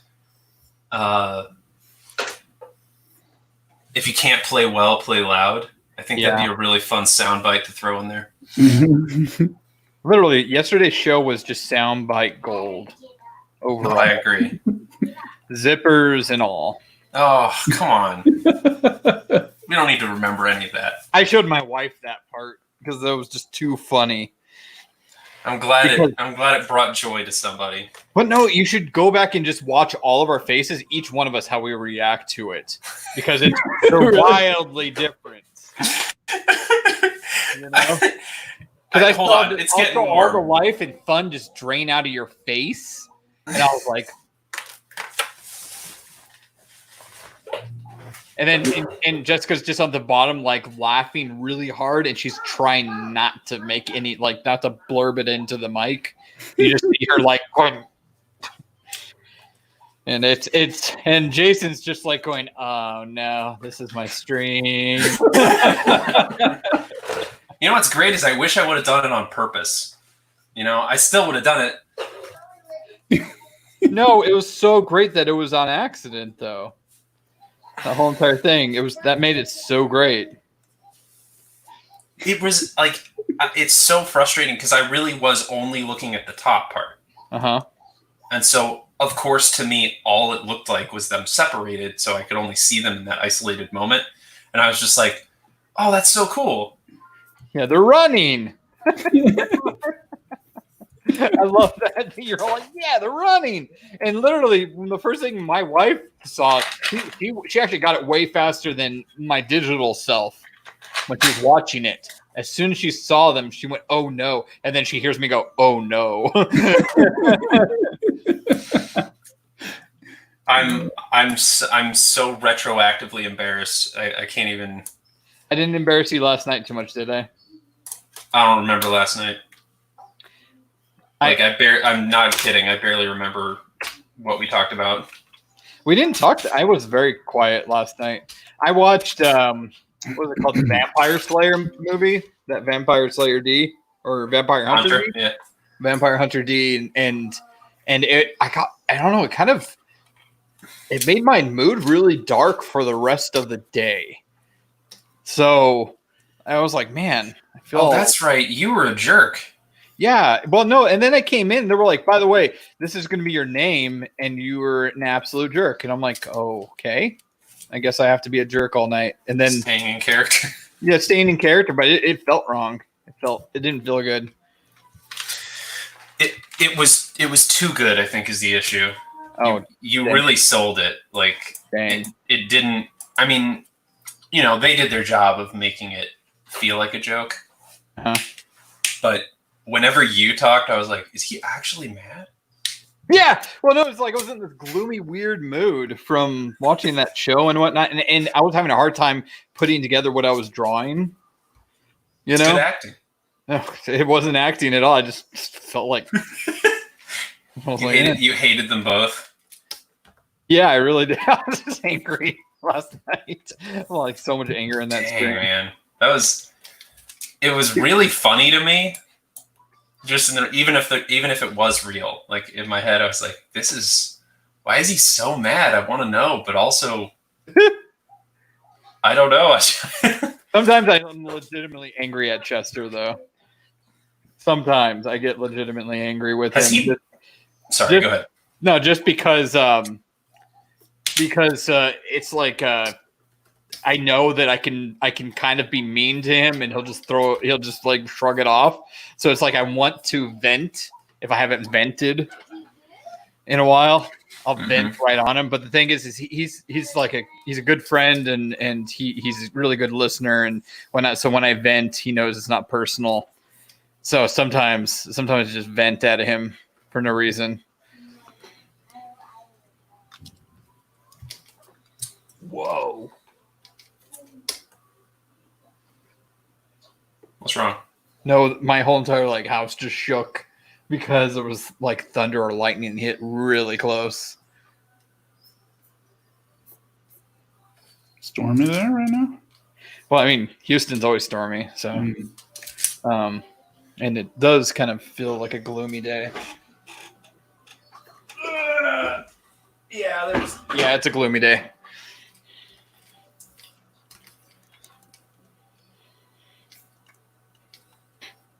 You know, Fuzzy did really, really good last night. He got quite a few votes. Yeah, good. Yeah, I did all right.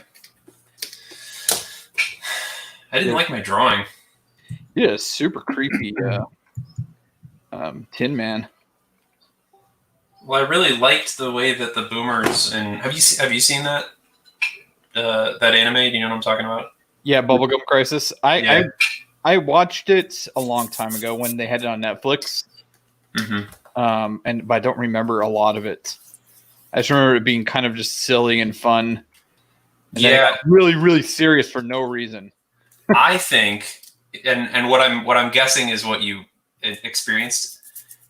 That whole thing was meant to be serious, and it was just the dubbing made it so bad, like almost unwatchable. But Yeah. like not unwatchable, like B movie style. Just some of the best bad acting I've ever seen. Mm-hmm. And like the animation and the art is so good. Like it's if you just like mute it and like put on some synthwave music in the background, you're like, ooh, this is nice. But I really liked the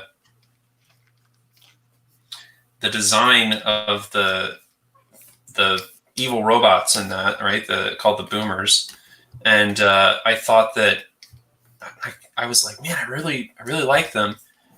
And I didn't think of it at the time, but the reason I like them so much is because of how creepy they were and how good of a job they did of making it creepy. And so then I just started drawing it last night, and I was like, this is a nightmare. What I'm doing is almost like sin. What is this? And then, Oh, last night? yeah. No, you were fine. What you were drawing was just creepy.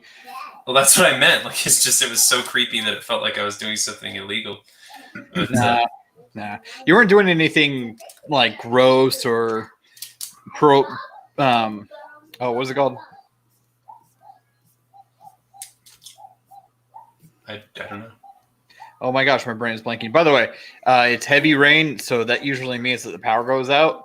So if I just if I just disappear, just know that I'm getting flooded,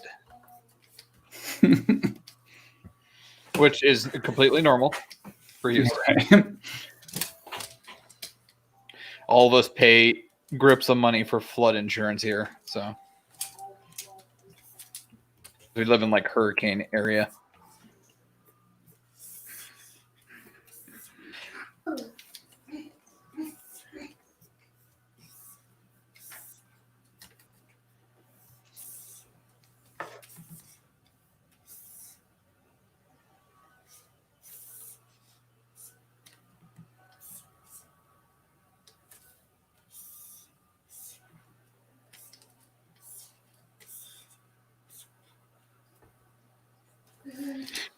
Oh, well, you were talking about favorite movies before we. Yeah, sorry. Yeah. Let's do that. That sounds fun. What's everybody's favorite movie from the last year? Last year. From like 2019? Through 2019. I have such a hard time remembering movies I liked recently. Movies of 2019. Yeah, I gotta pull up a list too. I have no idea. I guess that's probably what I gotta do then. Let's see. Oh gosh, wow.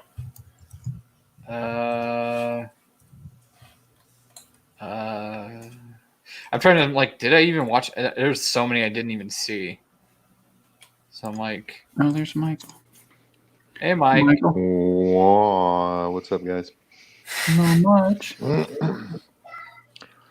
We're trying can to only hang out for a short little bit, but I wanted to hop in. Okay, For sure. cool. We're trying to find the favorite movies of our favorite movies of 2019. Yeah. Mm. Wow. This is.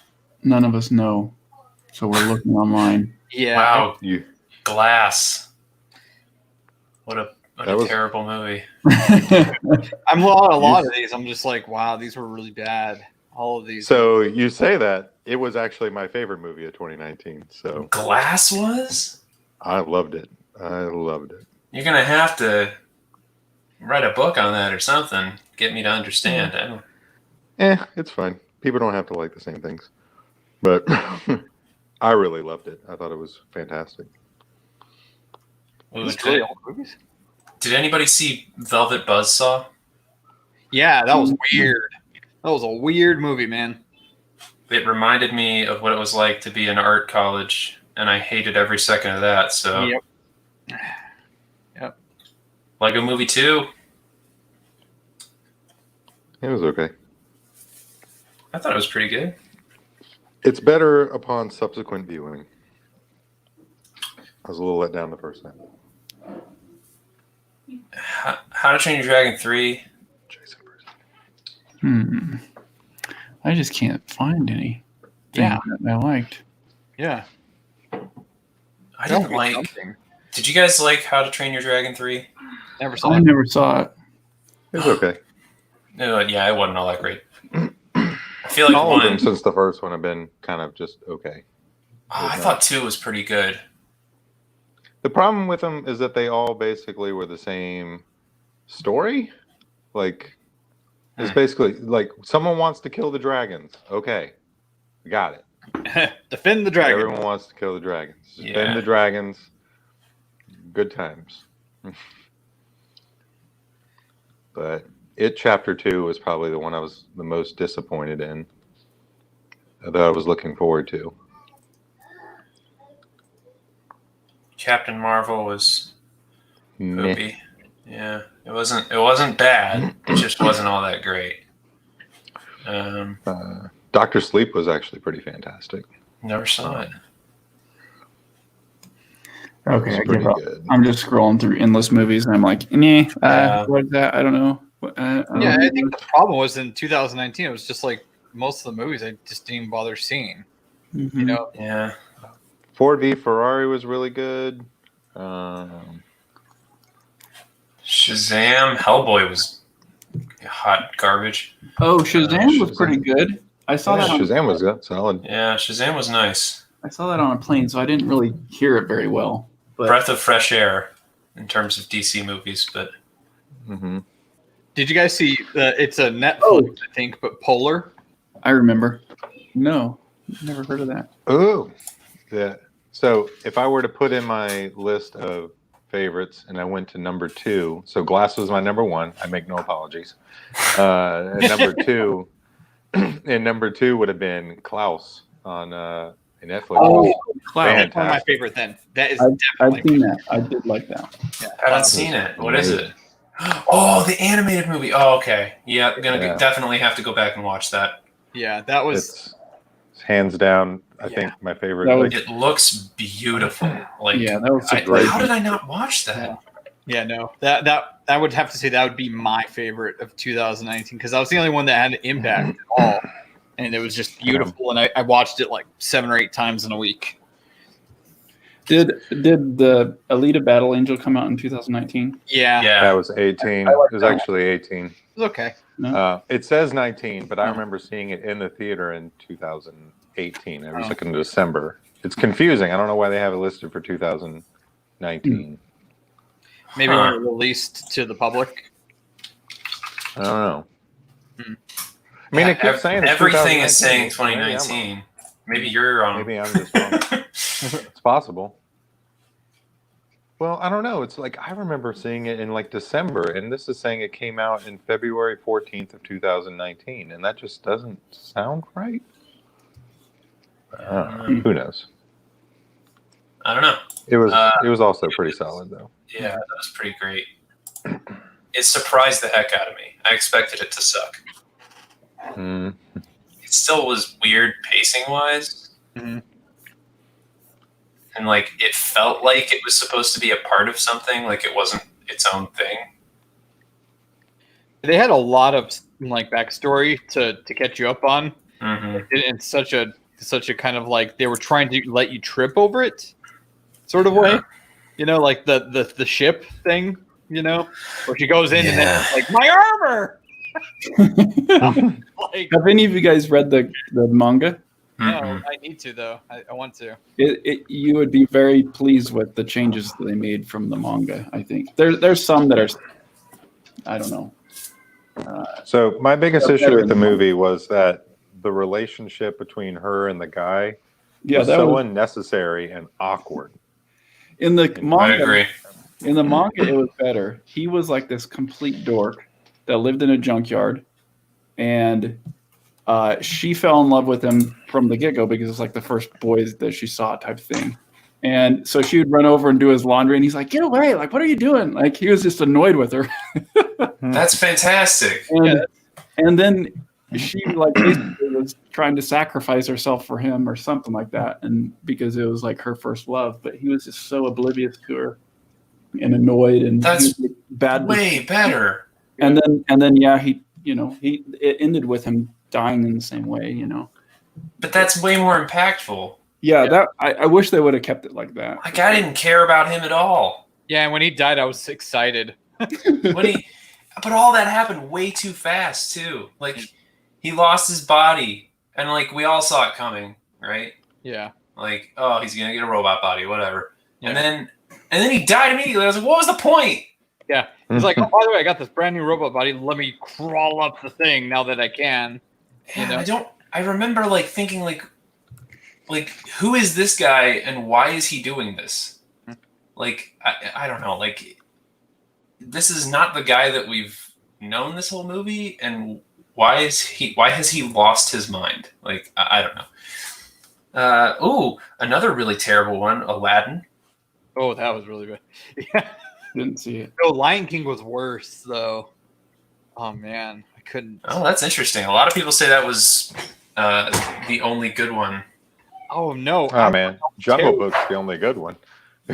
Well, no. My big thing was I kept getting pulled into the uncanny valley because, you know, in my head is, you know, all the lines and the expressions and everything from the original. So they have all this beautiful expression that, you know, animators can bring to it. And then they have these real life animals that literally look like there's monotone looking at you. And then they're trying to express, you know, emotion. And it feels so forced and bad for me. Like everything. Here's the thing, like the live action Jungle Book felt like it was the only one that actually was like, hey, let's take a thing and like add on to it in a cool new way. Mm-hmm. And the rest of them are just like, this is the same dumb movie I've already seen, only worse. It doesn't, you know, I mean, I don't say dumb meanly because I love those Disney movies. The Lion King was great, and so was Aladdin, but they were fine movies. You did nothing to fix it. Jungle Book was like, Jungle Book really did reintroduce, I think, a new group of people to that story. Whereas, like, most of us are showing our kids Aladdin and Lion King, and like, they're staples, man. You don't, you know. No, I totally Yeah, agree. I love the whole entire the huge bamboo. I forgot what the voice for him. The not the bamboo. Louis? The orangutan. Yeah, Louis. That was Christopher Walken. Yeah, Christopher Walken. You know, that was such a cool way they did that, and it was completely new. You know, and I thought I love that. It's a solid movie. Did you guys see Mowgli? No, that's the Andy Serkis one, right? Yeah, I thought that was, in terms of like how to implement the CG animal thing, I thought that was way more interesting than the like what Disney's doing. Because it's not everyone's gonna love it, but like they cared more about what they were expressing as opposed to making it look like a tiger, you know? I don't know how to put it. Like, no, they animated it. yeah. They made it. Yeah, it wasn't They like made it capturing animated. a you know National Geographic film. It was, these are cartoon characters. These are Right. These are animals who can talk. We're not worried about you believing whether or not it's really a bear. You know. Right. Which is what I've heard the Lion King one really suffered from, is it was like, why? Yeah. Let them go run amok with this, you know? They could have totally, like, you know, given them more, you know, animated eyebrows and, you know, made them, you know, express a lot more, but they just chose not to. And it ended up happening was just basically animals roaming around, and then it kind of felt like people were in the background talking, you know, like as if they're trying to narrate what's going on, and then their different voices, you know, and it didn't feel you know, especially coming off of, you know, the original Lion King, which was so expressive and everything was so beautifully animated, and a lot of personality went into it, you know. It just felt like a huge setback, you know. Yeah. I have strong feelings on that movie. I love Look, it.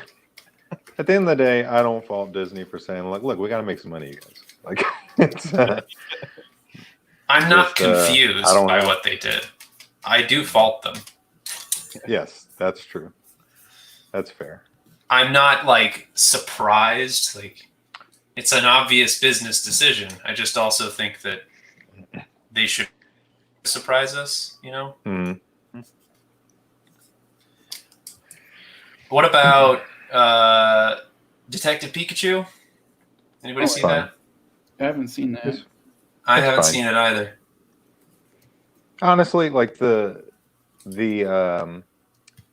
what I've noticed in my own taste over the last few years, which has not been typical, is that I'm less and less impressed with what I see coming out of like the tentpole movies, and I'm becoming more and more impressed by the smaller stuff that takes some chances and is interesting. And so, like Detective Pikachu was like, it's fine, but it's so homogenous and sort of whatever. I don't know. It was weird. Right.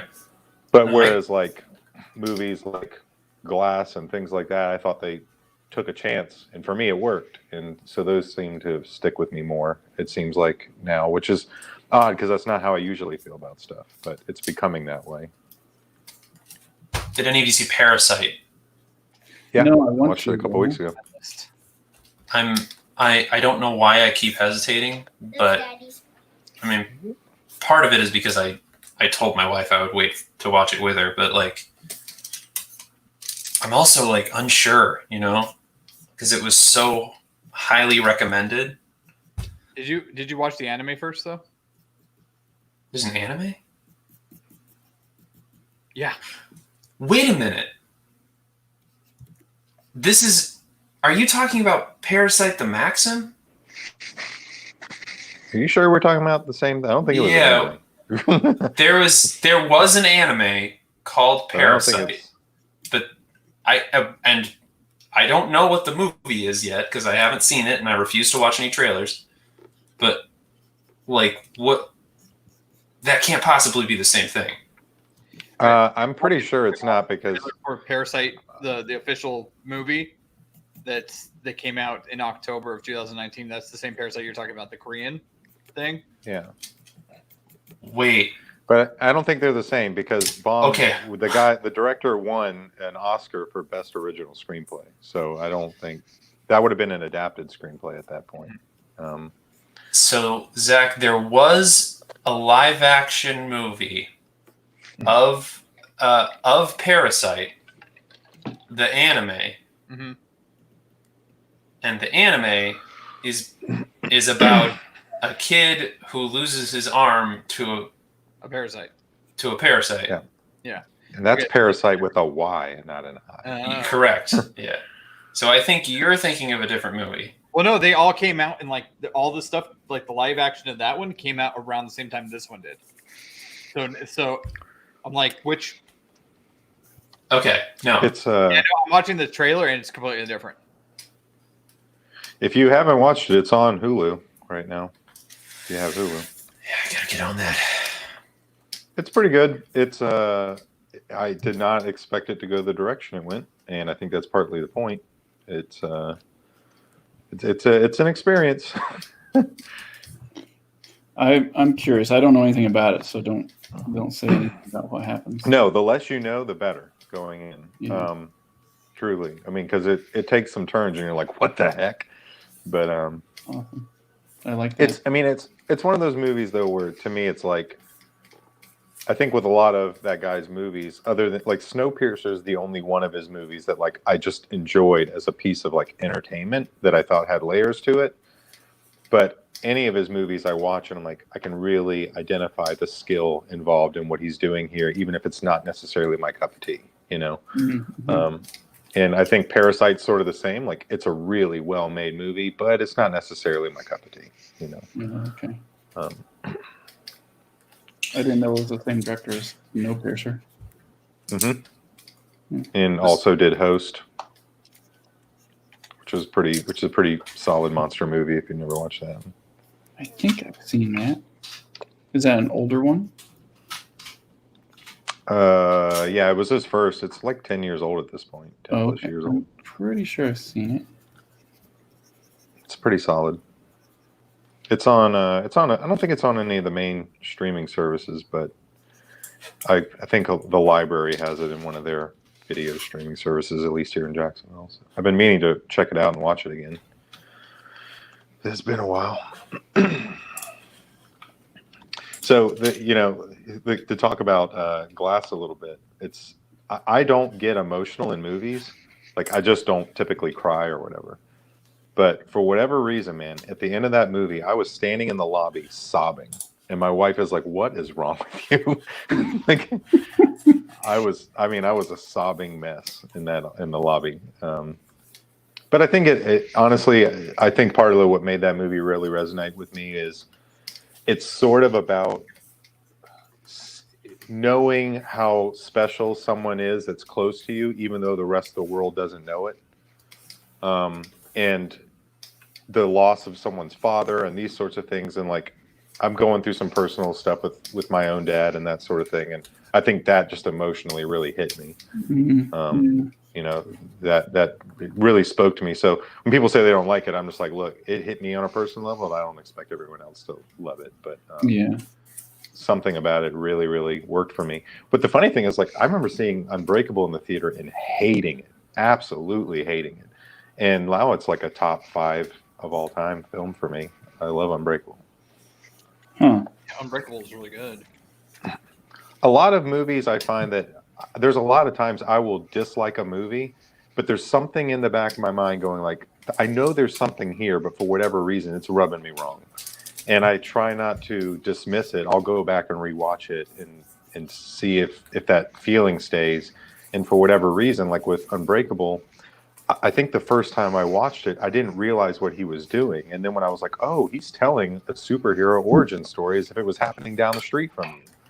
And then like when I caught on to that, I was like, that's amazing, So, and then I liked all 3 of those films in that universe. I thought he did a really good job overall.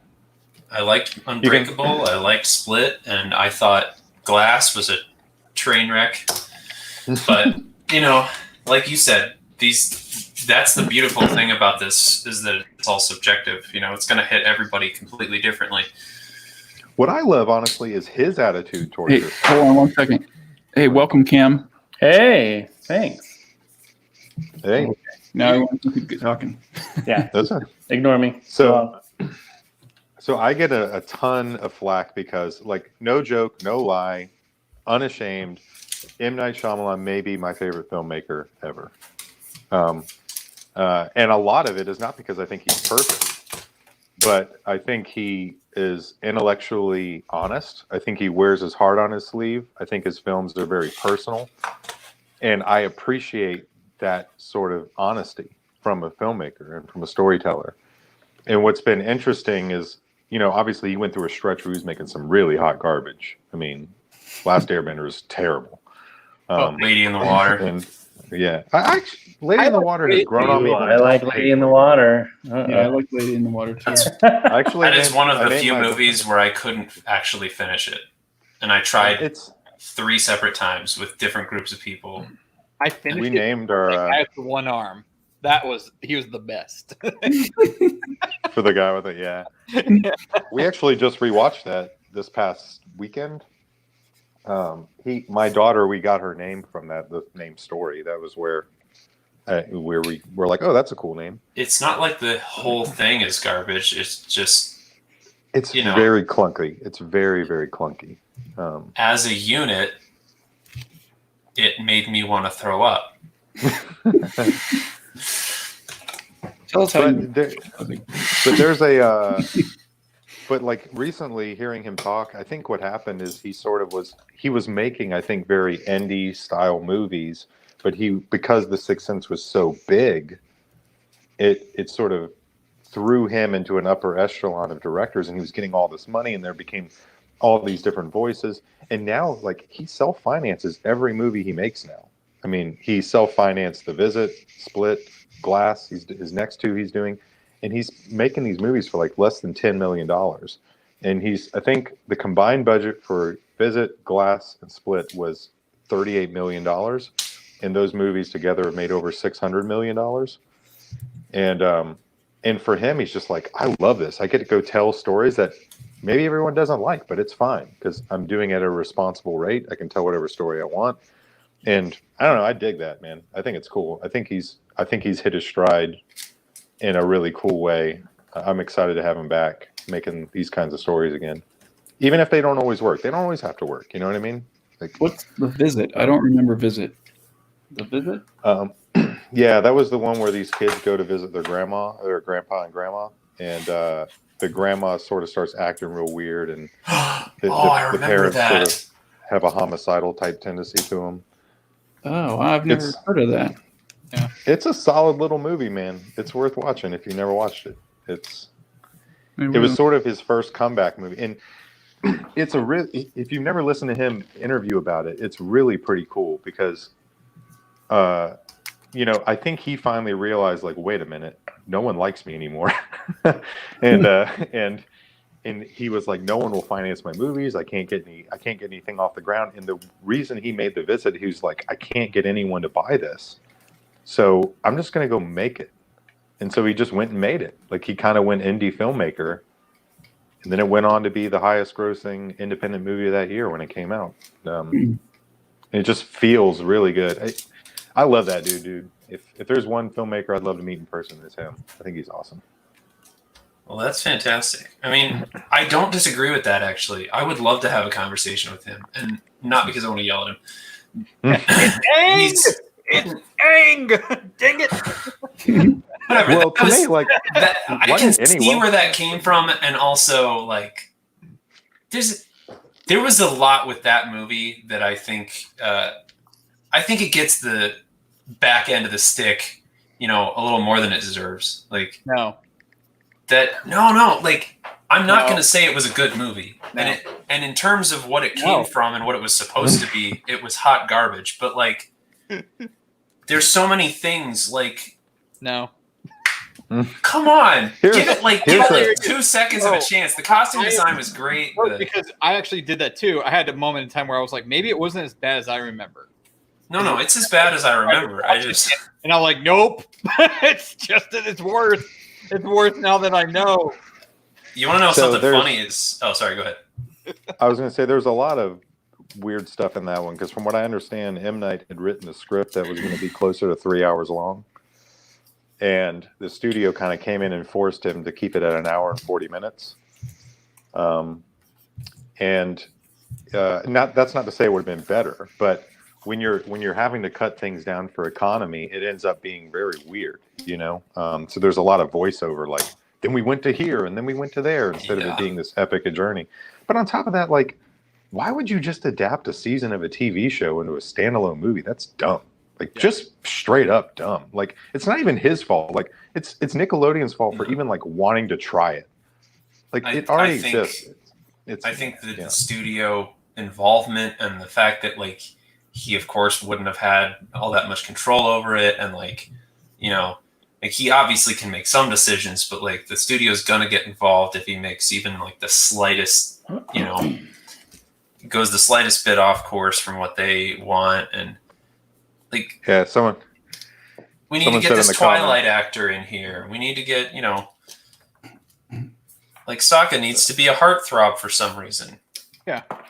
Someone said in the comments he was just the wrong director for that movie, and I agree completely. He was a bad choice. He just didn't make any sense in that film. But like oh my gosh, I remember walking out of that movie so angry because but like also laughing at how bad it was because the CG, what was it?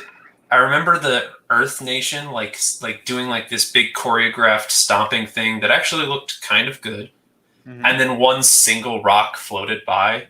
Yep. Yeah. Like, and they seemingly had nothing to do with one another, but like, and all I could think was like, they already did all the hard work in the show. Yeah. Like, you could have sold tickets on that alone, like the cool fighting, the martial arts combining with the movement of whatever element it was, but that didn't happen. Mm-hmm. What's so strange is like, did you guys see the trailer where it's like, he's in like a tower. Yeah, Aang is in a tower, and he's like, it's a pretty solid trailer. Bending, he's Yeah. all of the candles, and then he runs out, and then there's all these Navy fire, that was the trailer, and it was so epic, And I was like, why didn't you just take that and make more of it? Because that was perfect. I mean, think about it this way: like Perfect trailer. M. Night is, I think M. Night's more akin to someone like an Alfred Hitchcock than he is anything else. Yeah. And like, could you imagine Alfred Hitchcock making the last Airbender movie? No, I agree that he was the wrong choice. Yeah, the dude's a genius, but He not would the have- right he choice would for have that. been like, because he talks a lot about in the interview before is like my kid really wanted me to make it. Yeah. And I'm like, just 'cause your kid wants you to make it doesn't mean you should. Yeah. Well, he even talks about that with the visit where he says I guess what sort of happened, and I know a lot of this information because I follow this dude obsessively, but look, no bones about it. Like when I was a teenager, leaving school, like The Sixth Sense, Unbreakable, Signs in the Village, those 4 movies probably sent me into a different trajectory as a creator more than any other thing in my entire life. And that's not to say that they were perfect, but something about them just hit me at the right time in my life. And so he's just stuck with me, but he definitely talks about like there was a stretch where he wanted to make movies for his kids. And now he's like, well, now my kids are older and I want to go make adult stuff again. It's sort of, That's where Lady in the very, Water very came from, glad. right? Yeah, it was a bedtime story he told his kids. And that movie could have been great, but like I was watching it again with my family, and I was like, why is everything is told through exposition? He doesn't show anything. It's people explaining everything, and it's That's so because convenient it's- and matter of fact. It's probably because it started as a bedtime story. Yeah, it's just the It's and draft I, could have used a few more passes. yeah. I don't think the lore was the problem. No, I think the execution of it was. the world building was fine and it was interesting enough. It had this weird Little Mermaid vibe to it, and it was like a creepy version, but it was just, there was a lot of problems. There's the whole Born Sexy Yesterday thing, and the like, I don't know. There's a lot of good character stuff. Mm-hmm.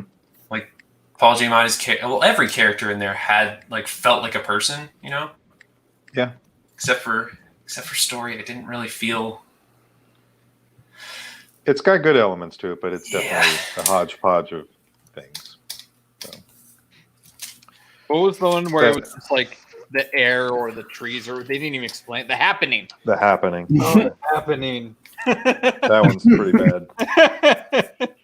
Yeah. Happened. That was the real beginning of the going off the edge to me for a stretch. Yeah. I want to change my perspective on him a little bit too. I am talking to a rubber tree. Well, the weird thing is, like, you'll hear interviews with him, and he was like, "I was trying to make the best B movie you ever saw," and I was like, "Well, did you let everyone else in on that joke?" Yeah.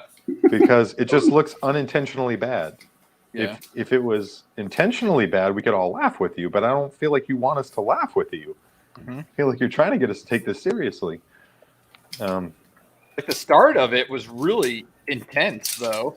Mhm. Like people just starting to murder themselves and everything. That was extremely scary. But it's like as time goes on, it just doesn't. It makes less and less sense. And Yeah. you It's get a weird taken less and more out of the story. Mhm. So they could have kept that intensity, and actually explained it like something that wasn't so far fetched as trees giving off like pollen or something that's causing people to kill themselves or something. I don't even know what was it. It was essentially like the trees had adapted and were putting out some sort of chemical that was Mother Earth causing was people to angry. kill themselves. Yeah, something super far fetched is just like The Mist or whatever. I can't watch The Mist. That was such a horrific ending. Gosh, it is a bad ending. I couldn't. The one the filmmaker, I was really excited to see what he was going to turn into, and I'm starting to think he's just maybe a one-hit wonder guy. I shouldn't say this. I do think he's extremely talented. was like after Get Out came out, we all sort of like crowned Jordan Peele as like the next great master of horror, and I've been pretty on him since. What else has he made? Us. He did Us, and then he rebooted the Twilight Zone show, which I really don't like what him and that group are doing to the Twilight Zone. It really bugs me, actually, quite a bit. It's just very. Where's that playing on? Is it Netflix? It's on the CBS app. Like, so it's like a all access thing. But the issue with it isn't that it's not well done, because it is well done. I mean, Jordan Peele knows what he's doing. It's probably more of a sensibilities issue. But like, if you were to say, like, let me ask you a question. If someone were to reboot, if you had Jordan Peele, M. Night Shyamalan, and the two shows you had to update were The Twilight Zone and Tales from the Crypt, which do you think should do Twilight Zone, M. Night or Jordan Peele? That's a hard one, actually. I don't think that's as easy as I think making it's it M. Night. sound. I think it's M. Night because M. Night is cleaner. The Twilight Zone is, and that may sound overly simplistic, but the Twilight Zone is overall a psychological, cleaner, has a more family friendly ish vibe.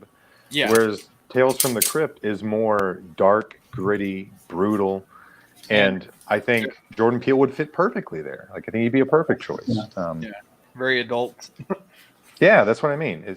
Jordan Peele's very adult, and so when you watch the new Twilight Zone, it's extremely adult, very vulgar, Do you lots think of they did that violence. because do you think they tried to number one reboot it because of the Black Mirror? Kind of.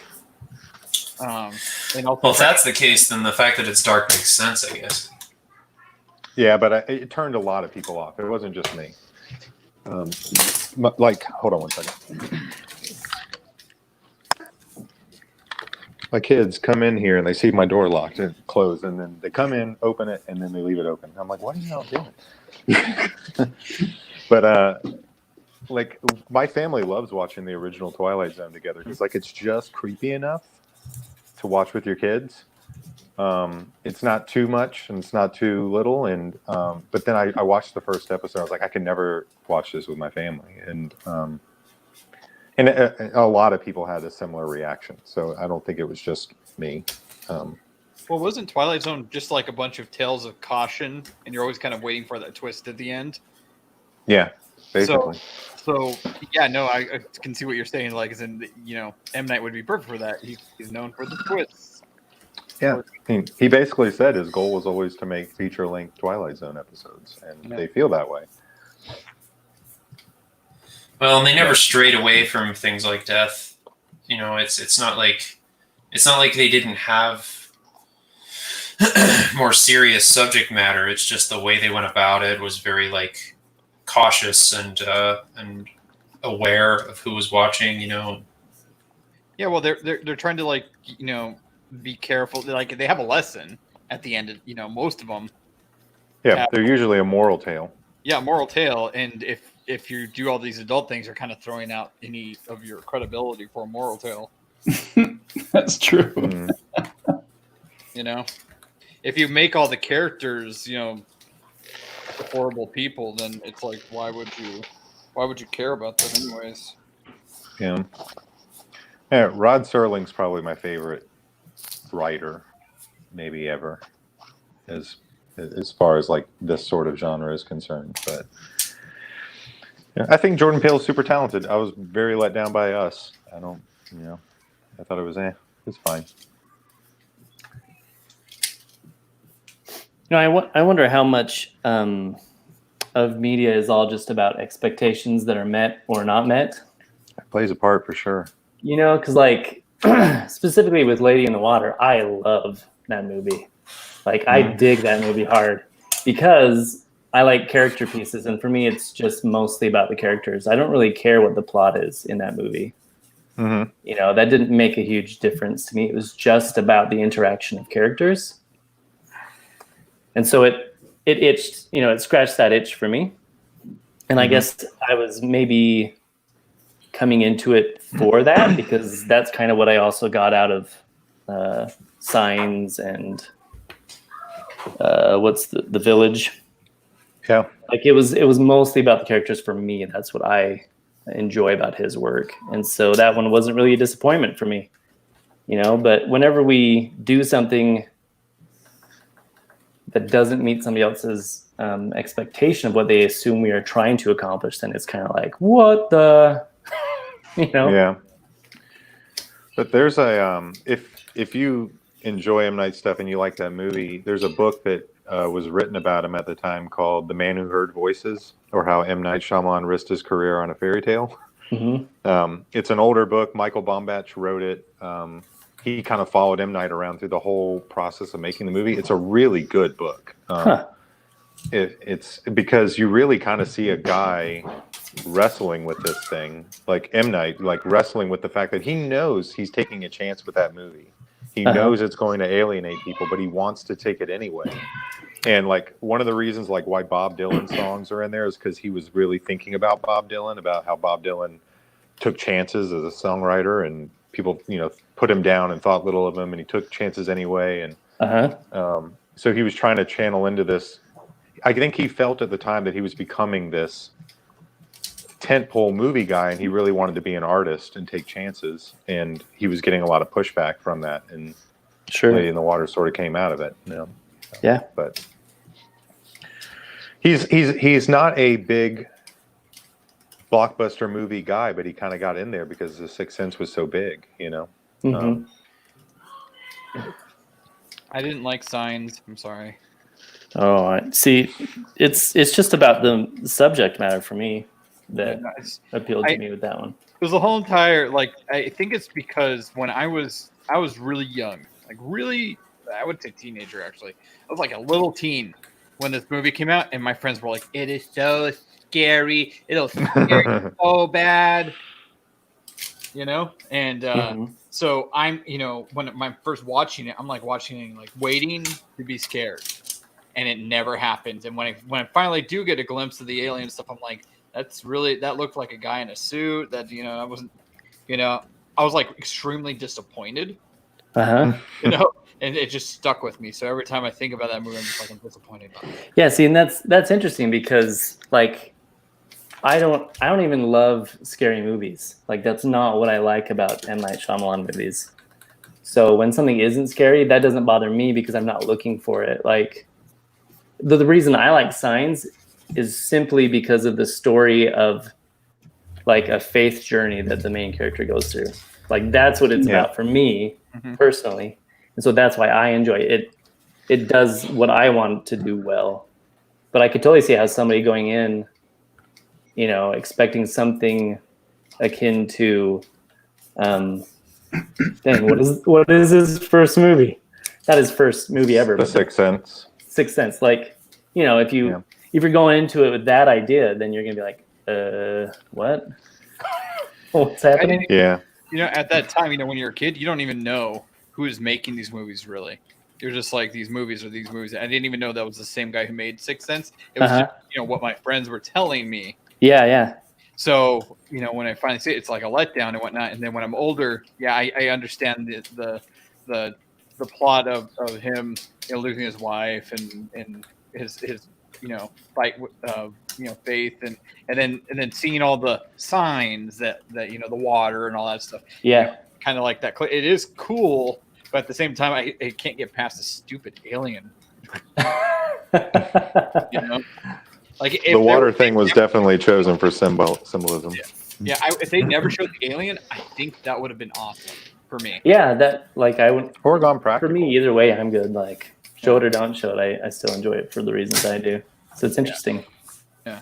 I will say this: it's the most fun I ever had watching a movie in a movie theater. Still to this day, like I don't particularly like a rowdy movie theater, but in a horror movie, a rowdy movie theater is a lot of fun.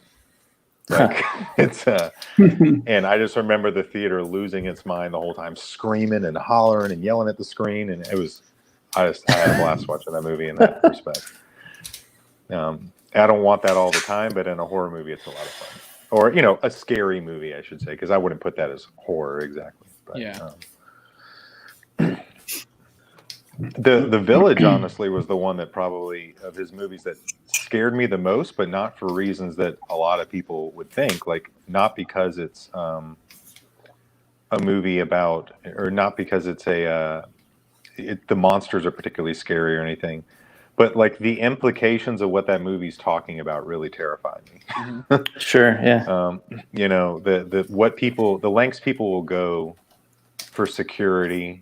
That our human heart cannot solve its own problems. Like that, evil is sort of into our heart through the core, and it's a very heady movie in that regard, and it doesn't get a lot of credit because of the twist ending and people disliking that. But I don't know, it really stuck with me, and the soundtrack is beautiful because it was like, you know, they reveal the significance of why these people chose to make this village.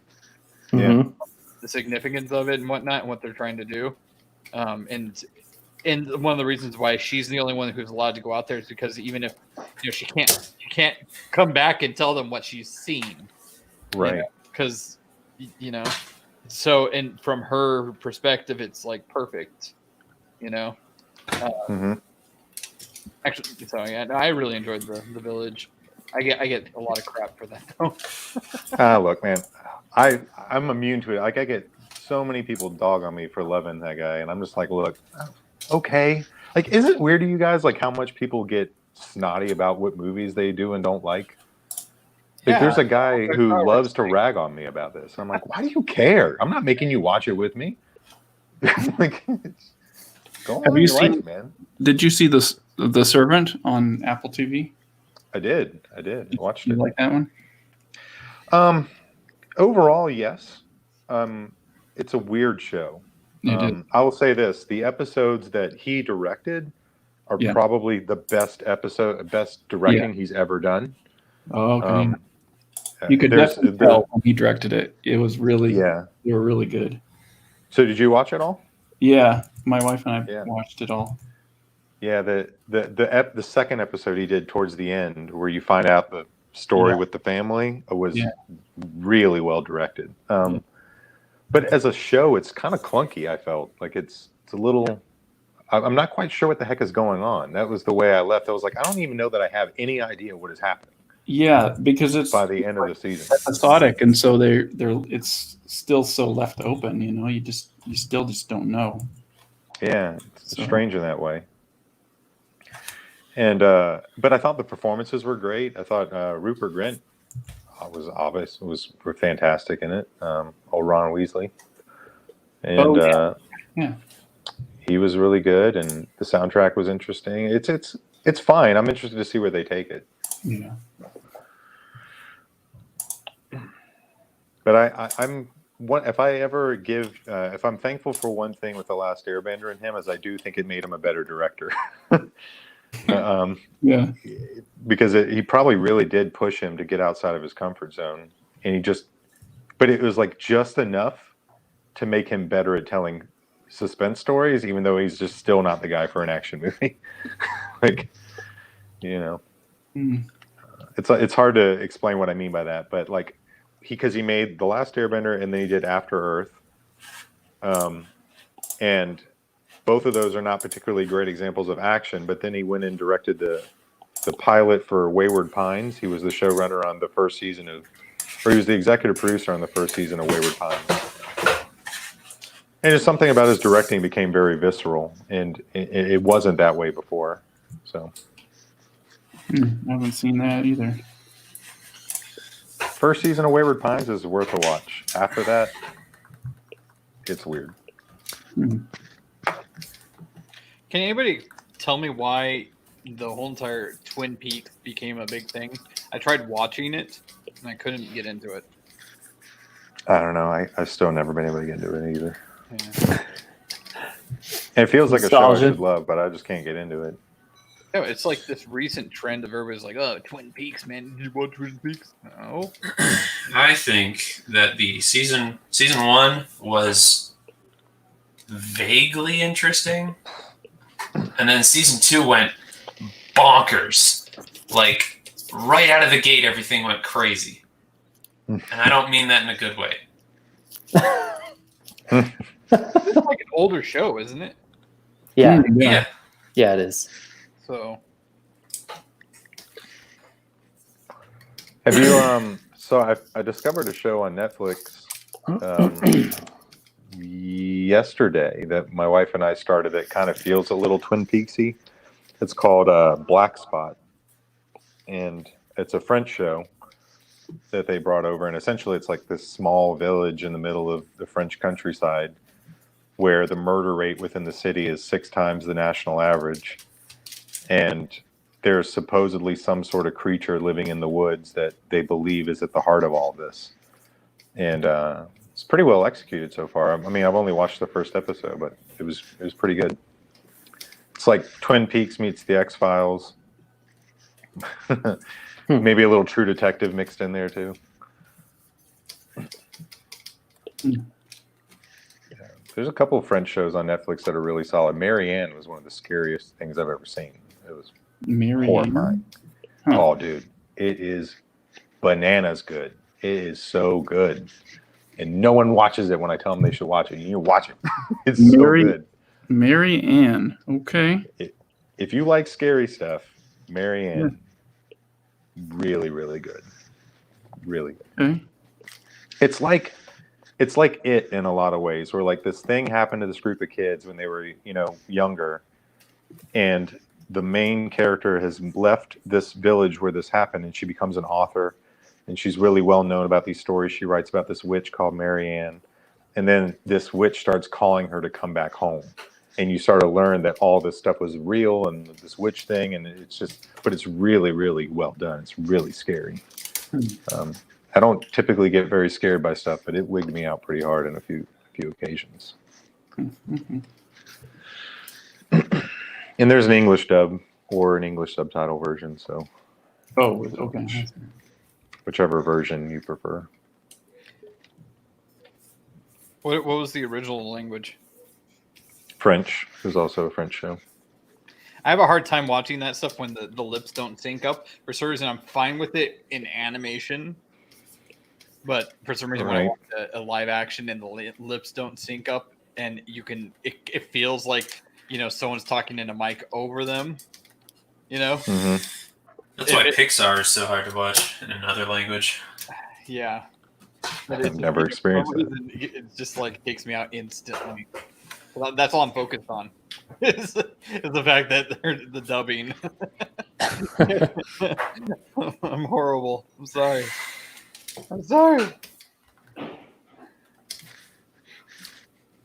Oh, hey, Jessica. She's saying, thanks for letting me stream with you all yesterday. No problem. There's a question. What are you guys working on right now? Cam, you're on screen. You Oh, want am I? to help I'm just working on my Choose Your Gnome Adventure comic. Super cool. That's it. Art's really pretty, man. Thanks. I don't think I'm familiar with your work, so I'm gonna have to check this out. Yeah, this is at gnomecomic.com is where you can read this. And he's doing this really cool narrative thing with his comic. So I think it's smart. Thanks. Yeah, so this is like what he's talking about. Patrons vote on each installment. There's like, it's like a choose your own adventure story. Mm-hmm. Except it's just linear, so it's not branching off. I do an installment, it has choices, and then patrons get to vote on the outcome, and then that, affects the next page or whatever. It's all a bit of silliness, really. Still sounds fun, though. It's beautiful work, though. Thank you.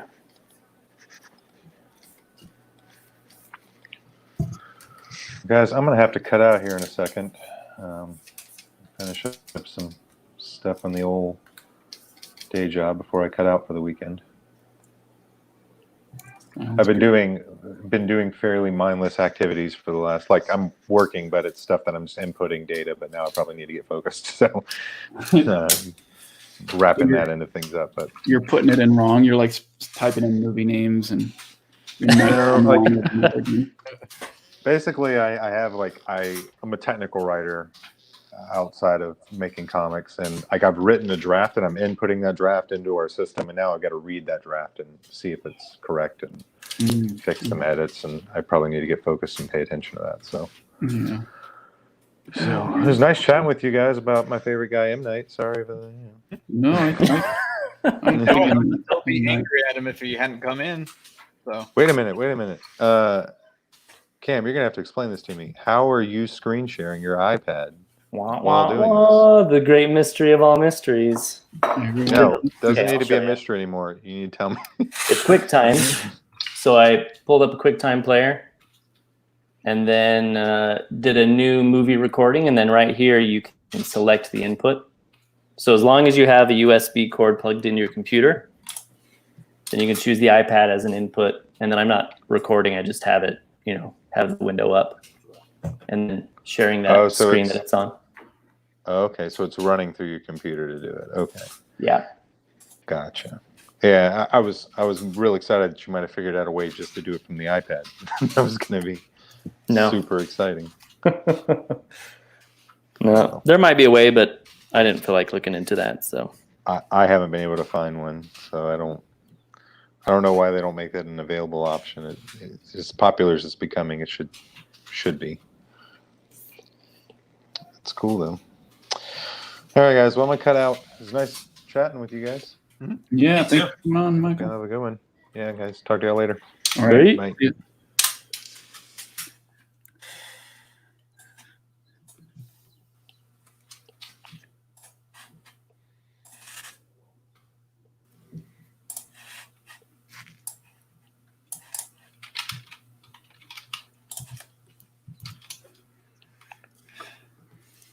Well, now the conversation died. yep. Michael left. what is everybody else working on? I'm working on Phobos. So, trying to do this nice, fancy, wide shot. And Golma guy's working on Golma. Yep. And Fuzzy, here's your screen. Working on your epic comic. Yeah, working on a romance comic. Super fun. Is it a bromance or is it a romance? It is a romance between a boy and a girl. Wow. Twoo. Oh, my wife sent me something really funny about that. Hold on.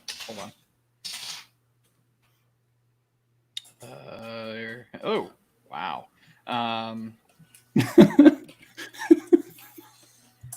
My wife texted me because she finally got my business account set up, and she let me know. Okay, it says quarantine.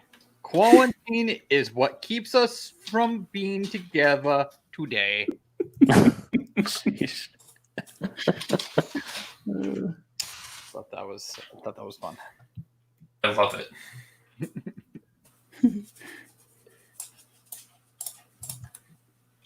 Wives, am I right?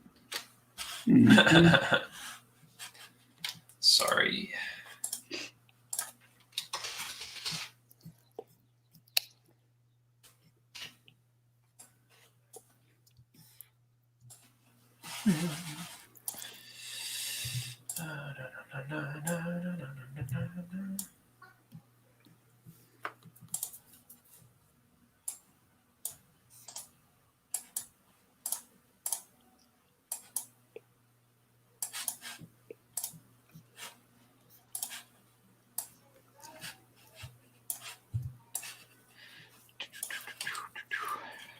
See.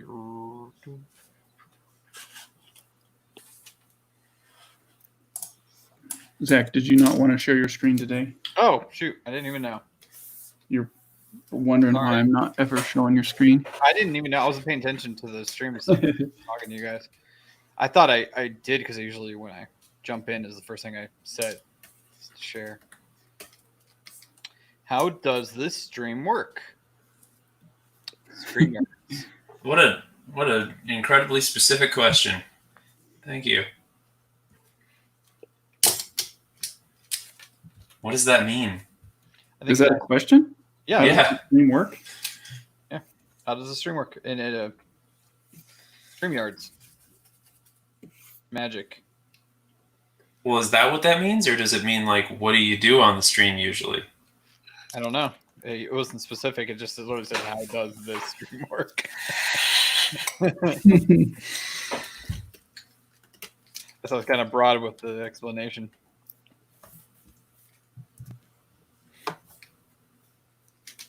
Okay, guys. Question to you guys. What do you like better? The trees in the foreground being white like that? Uh-oh. It's my wife. Or the trees being black? I'll have to call her back. Or being black like that.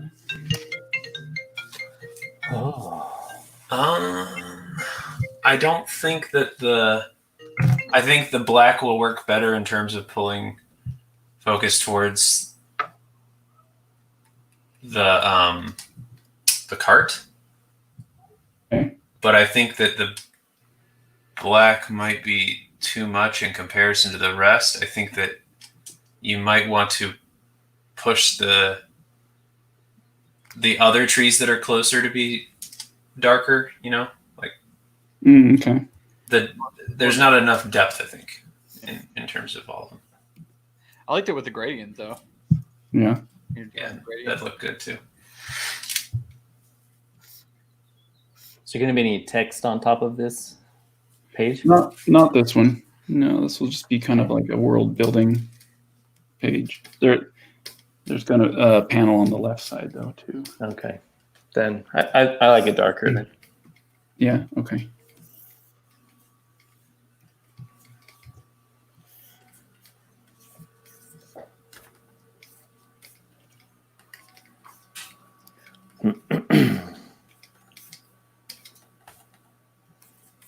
Okay. Thank you guys. Oh, that looks awesome. Let me make those other trees a little darker, like you were saying, Fuzzy.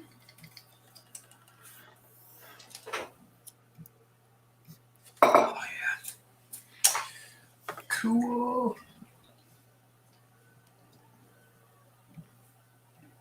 Did you see your wife's comment, Oh, Mr. Brubaker? She called, so I need to call her back. Yeah, it looks important. Oh, she commented in here. Mm-hmm. For me, please. All right. Let me mute. well, Micah, I'm going to answer the how does the stream work. Jason's using StreamYards, which is a service that allows him to stream. And we're all, and what he can do from there is just invite people, and he has total control over who's getting to show what screen, and then he just brings people on through invites, and then we share our screens, and he basically gets to be an MC. So there's other ways of doing it, but Jason definitely went the convenient way of doing it. And magic. Uses magic. Yes. And magic.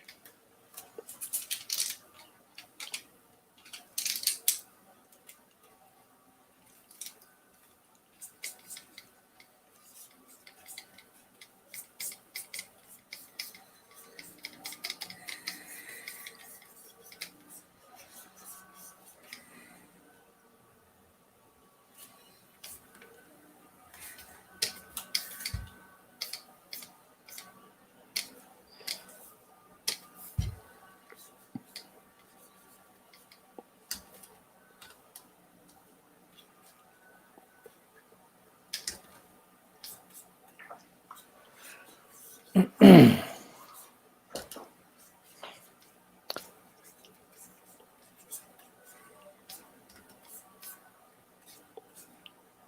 are you guys currently reading? Ooh, Comics or otherwise? I am in the middle of reading. Oh, where'd it go? There we go. The Oath by Frank Peretti. Pretty good. The Oath? Yeah. The Oath.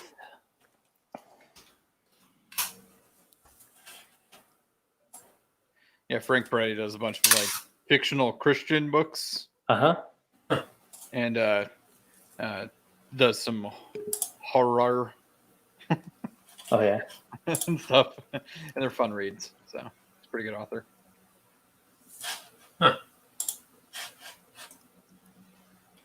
I am reading through.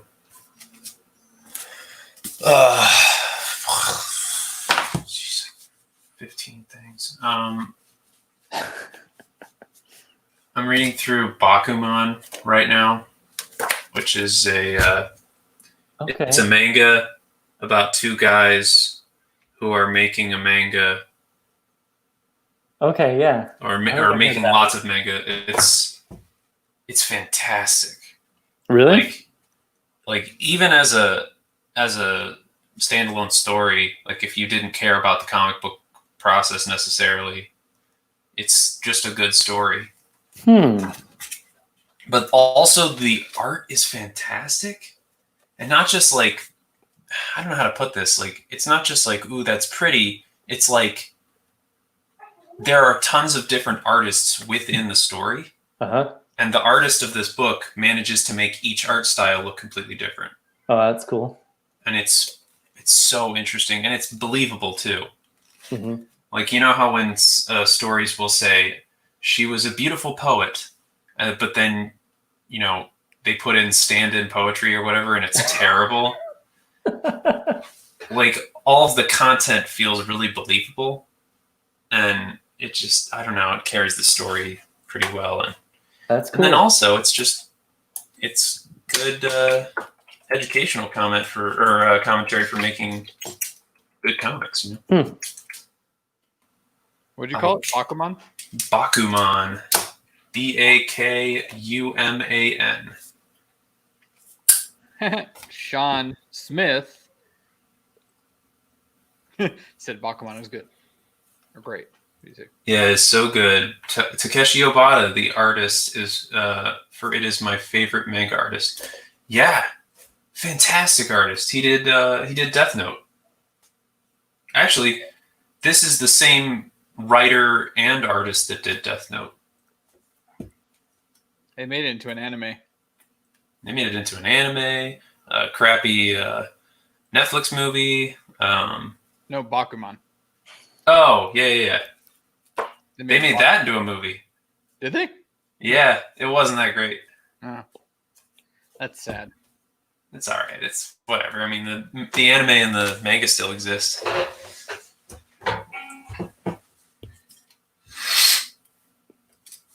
But it wasn't an American, like, Hollywood movie necessarily, so you never know. You know? No. You never do.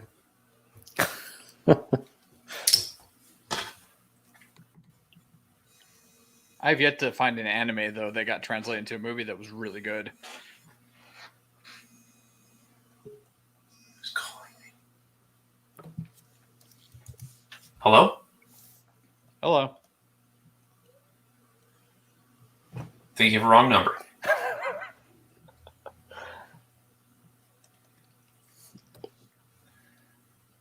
Well, that was fun. I'm glad I didn't mute myself. Yeah. We want to be part of your world, man. We want to listen to you eat your food and Today has been truly a fuzzy experience. oh my gosh. Punching Pandas, which live action Death Note? Which one? Because yes, there are more than one. There was a Death Note live action TV series in Japan, there were multiple Japanese movies, I think. And there's one horrible Netflix movie. I gotta say, I thought that Willem Dafoe was the perfect choice to be in that movie, and he just didn't have a lot to go with, you know? Yeah, it felt like that was a wasted opportunity. Yeah, like when I heard he was cast, I was like, "Oh man, this is going to be a great movie." Yeah. And then I saw the trailer, and I was like, "No." Well, I didn't understand, like, why did they make what's his name? Q? No, L. L. Yeah, why did they make L so weird? And I know he's weird in the anime, but like weird in a very dumb way in the movie. You know, What? like I couldn't get in my head. I was like, this guy's supposed to be this genius. I was like, this guy. I just want to slap him. I'm sorry. Is your question? Why did they do it dumb? No, like Because I don't have an answer for that. No, but maybe I'm pointing out. Did you notice? Did that? Oh yeah, it was awful. Anybody else have that feeling that they were just like, you're not L. There's no way you could be L. Yeah, well, that's the thing too. Is like in the manga and the anime, it felt like he was quirky because he was a smart recluse, you know. But like with the movie, it felt like it just felt weird. It felt wrong. Like this guy would never get anywhere in life, you know. Yeah. I'm gonna jump on this chair. That's what the L would do. That's what they did in the cartoon. Yeah, no, but the thing is like when L is introduced, he's like this really uncomfortably strange person, but he's so intelligent, and it like literally like just resonates, you know, like that he's dangerous because of his intelligence, that he's already, you know, done the math in his head about things he can and can't get away with. Well, that's it too. Both of them felt stupid. Yeah, no, true that. Like, why did they totally made this kid that's supposed to be extremely smart?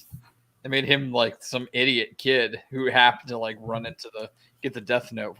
You know, I think that's probably the only good business decision they made. Is they dumbed both of them down, so at least the fight actually felt equal. You know, Equally dumb. because like the real L would have kicked that Light's butt, right, and vice versa. You know. Man, that movie was so bad. it was. I still can't believe I sat through it. I wasn't just working while I was watching it. I probably would have changed it if it wasn't just background noise. Did you see the live action Full Metal Alchemist? No, I was like, no, I'm not gonna watch that. I'm not gonna watch it because I didn't want to ruin it because I love Full Metal Alchemist. In my opinion, in terms of story, it still holds to the show, you know? Uh-huh. But it suffers from all the same problems of like trying to jam a show into a movie, you know? Yeah. And also it's overacting a lot of the time. Like when you I don't know a good example of that. It's like it's B-movie acting, you know? Yeah. Well, you know, they made, you know, Titan or was it Attack on Titan live action? Never saw it. Yeah, no. It's really rough. It's extremely rough because they changed it like too much of it to try and fit it into a movie instead of into a series. You know, I don't understand why these studios don't be like, why don't we just make a live action series? Because you know, all these amazing series are coming out that are you know of movie quality or better. You know, they're coming out now, and the technology to make really high end stuff is becoming readily available. It's no longer, you know, only the pros can have this stuff. It's like they're using Blender, you know, this free software to make these incredibly cool things, you know. So the cost has come down for production on crazy effects, you know. And there's tons of people out there willing to do it. You know, in fact, they're fighting each other right now over anything, any jobs. Actually, I don't know. Right now, because the animation stuff was like the only thing that didn't shut down. They're probably overbooked. You know, what was his name? Came on Jason and started talking to us about pitching stuff because right now is like they're looking for IPs because the only thing that's still in business right now is animation. Hold on, guys. My wife just called again. Oh. Sorry.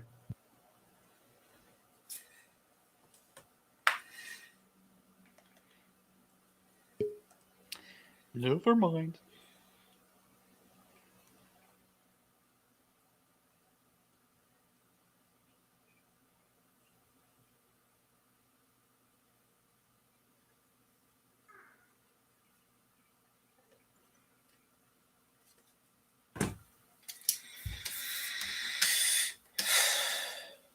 Jason's gonna come back and be like, "We're done. How'd it go?"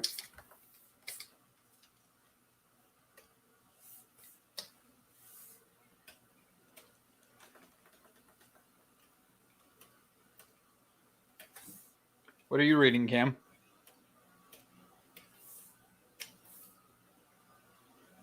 He's muted. Cam, you're muted. Oh, see, my wife called too, so I had to mute it. That's actually true. That's not a joke. I've started reading the Earthsea series. Ooh. Do you know those books? Oh, I know the movie. It's apparently just loosely based. Yeah. It's very loosely, but the books are choice. I'm digging them. Did any of you hear about? Not to completely change subject, sorry, but did No. any of you hear about what the history behind that movie? Like what happened? No. No. Mm-mm. So it was a Goro Miyazaki movie, right? Yeah. Hayao Miyazaki's son, Uh-huh. and apparently it was so bad that Hayao effectively disowned him. What? No way. It was like not. I mean, obviously not like fully, but like, he was like, "That was terrible. You did an awful job, and you're no son of mine." Right? And they take I don't know. It's Japan, and he's from an older generation, so like it's not hard to believe that he was disappointed to that level. Yeah. But If you watch, there's another Ghibli film from Up on Poppy Hill. yeah. And that's a different director. But there's this behind the scenes clip where they've just showed it to Miyazaki and he's like telling them how they did. And he is just like railing on them. Yeah. Like, this is garbage. This is horrible. Why are they walking like that? Why does it look like this? There's one where he's talking to like students. They're not even working for him. He's just talking to like he's talking to them. He's like, who did this drawing? And one of the guys said it was me. And he goes, people don't sit like this. Don't draw that. Don't do that. And they're just like, oh, holy crap, man. Well, no, that's great. That's great to hear that. No, it is good. It's know, fantastic. That masters are out there and they're just blunt about it. Have you ever met Neil Adams? No. If cons ever come back and you have a chance to go get critiqued from Neil Adams, you need to do it because he'll set you straight super quick. He'll get whatever fantasy of you're an able-bodied artist out of your head real quick. Straight path. I kid you not. That guy. He'll look at your art and he'll just, oh, man.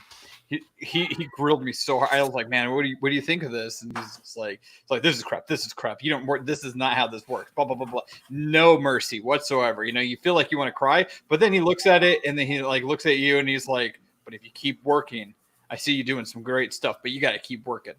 You know, he'll bring it back at the end, but he'll grill you, and then all of a sudden you walk away, and you feel like you feel better and worse at the same time. You know? Oh man, But that's funny. It was great though, because every time for 3 years straight, I would go to his table, and he would critique my stuff, and every year though he would rail me less. So That's cool. yeah, That's cool. I think it's important to have those kinds of masters where they're just like they won't sugarcoat it at all. Sure. Yeah. I just yelled at a telemarketer. I'm really sorry. Was that did you really? Yeah, I muted Uh, so that you wouldn't hear it. It was just it's not like I used expletives or anything. I was just like, what? And then they hung up. So, but yeah. So the whole story behind Tales of Earthsea was that Hayao Miyazaki had like been, in the nicest way possible, hounding the author of those books to adapt stuff to adapt her stuff into a movie. Uh-huh. And he was like, he had worked so hard. He was like, please let me adapt this. I promise I will do it justice, please. And the author finally agreed after years and familiarizing herself with his work and realizing, oh wow, no, he would do a good job, and so it was this big fight to get this property that he really enjoyed. And then he was nice enough to give it to his son to work on. And then it was I believe it is still the biggest Ghibli flop, or not flop, but like it was the least well accepted, Sure. Mm-hmm. And then he disowned his son. And then Ponyo was his apology for being a terrible father.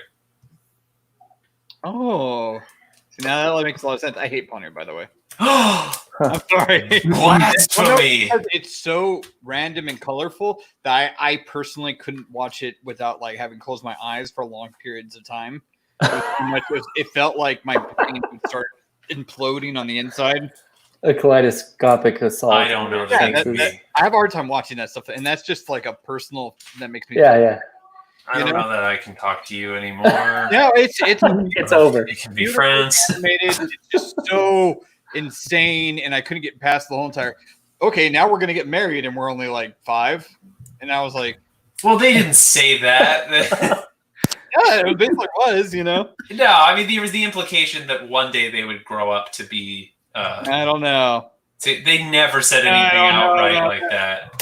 They're gonna make babies right now. Like that's not what they were saying. They were just It was just like all of it was just like she basically finds a fish or a thing, Mhm. and then she falls in love with that thing, and now they're gonna get married, and it's literally been like a day.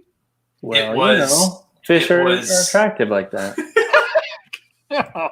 You can't. It was his retelling of Hans Christian Andersen's Little Mermaid, I don't right? see But Well- in a little kid sort of yeah, adventure kind of way.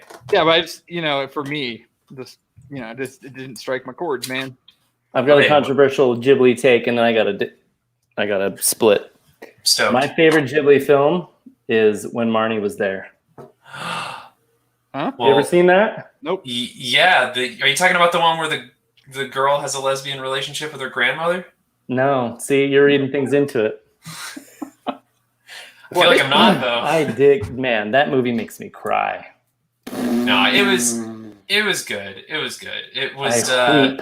I couldn't weep. stop seeing that after I said it. Like You see, I bring that up because when you're talking about the relationship in Ponyo, I think just relationships are seen differently in Japan. I don't know. Don't hate me, internet. I don't know, but well, that's not. it seems like That's open a affection. matter of- Open Yeah. affection is just. I don't know. At least in his movies, affection is portrayed differently. It's Mhm. not like, what, you touched hands, you're gonna get married then? Anyway, I gotta take off. I gotta help my wife with something. Right. You guys See you can later. stick with that and say bad things about me as I leave. Oh, whatever. Have a wonderful day. I don't even know Thanks. what movie you're See talking y'all about. later. Say nothing. All right, see ya. I What? remember. What? You're Sorry. talking about lesbian relationship with grandma? All right. So What the heck? how do I put this? You know how in a lot of just this happens in a lot of media where like two guys will be really really friendly with each other, and then like everyone in the world decides that they're gay for each other, even though they're not. Right? No. It- I go. No. But go on.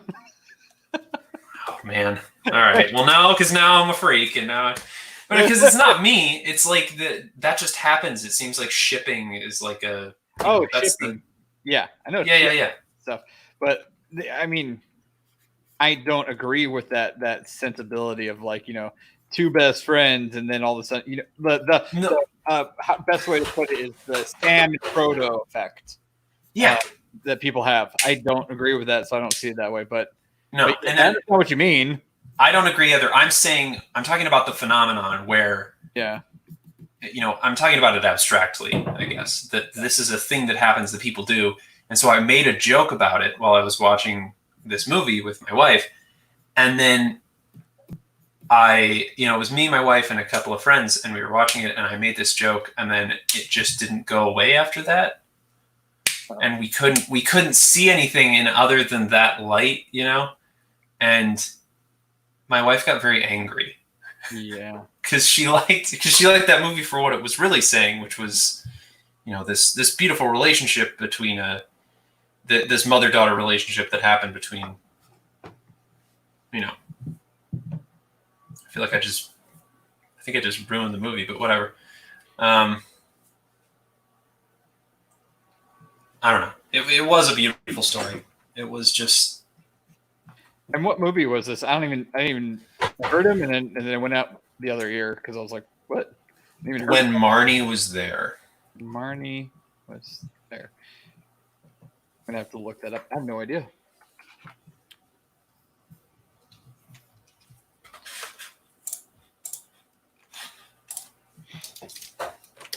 Hey, how much longer are you gonna go for, Jason? Well, I'm gonna go until my wife calls and says she's on her way with some food. So, because she's picking up something. Huh. So it might be a while. Sometimes that means an hour. Sometimes that means days. Yeah. But I'm also trying to finish up this first panel. So ideally, if I go as long as I can to finish this, it would probably be another half an hour at least.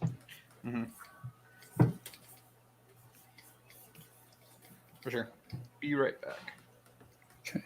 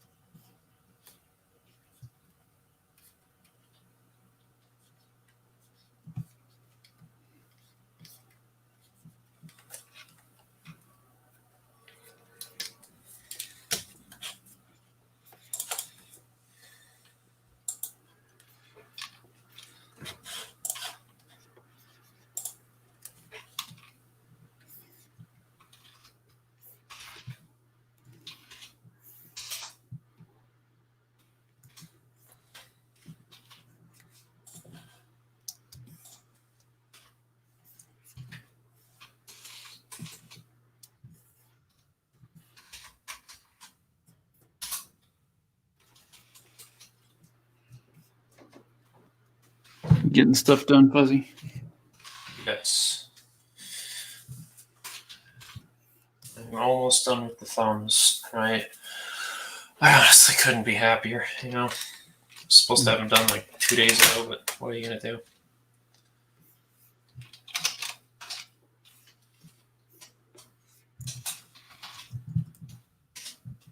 I remember that day you were like, I'm going to get all these thumbs done today. I was like, what? Well, that was the plan. Yeah. It's just because of the ridiculous schedule I made for myself, but I can still make it.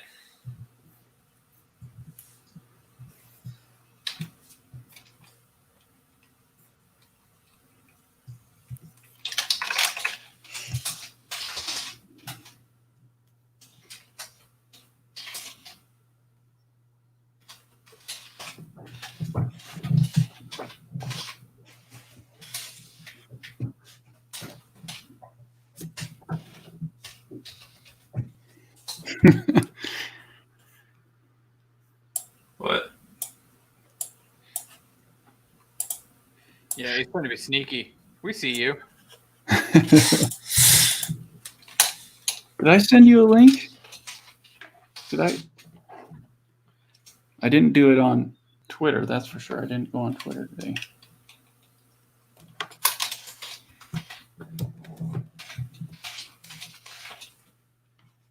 Yeah.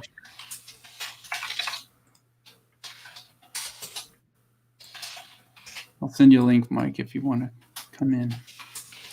I don't know if I sent you one.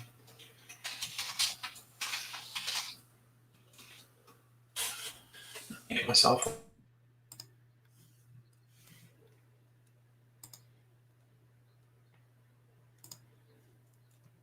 And then watch. My wife will show up with food, and I'll be like, okay, guys, see ya. Yep.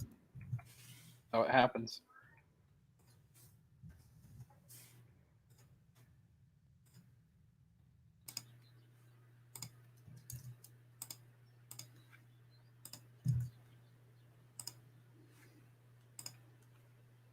Okay, Mike, sent you. I just sent it to you by email.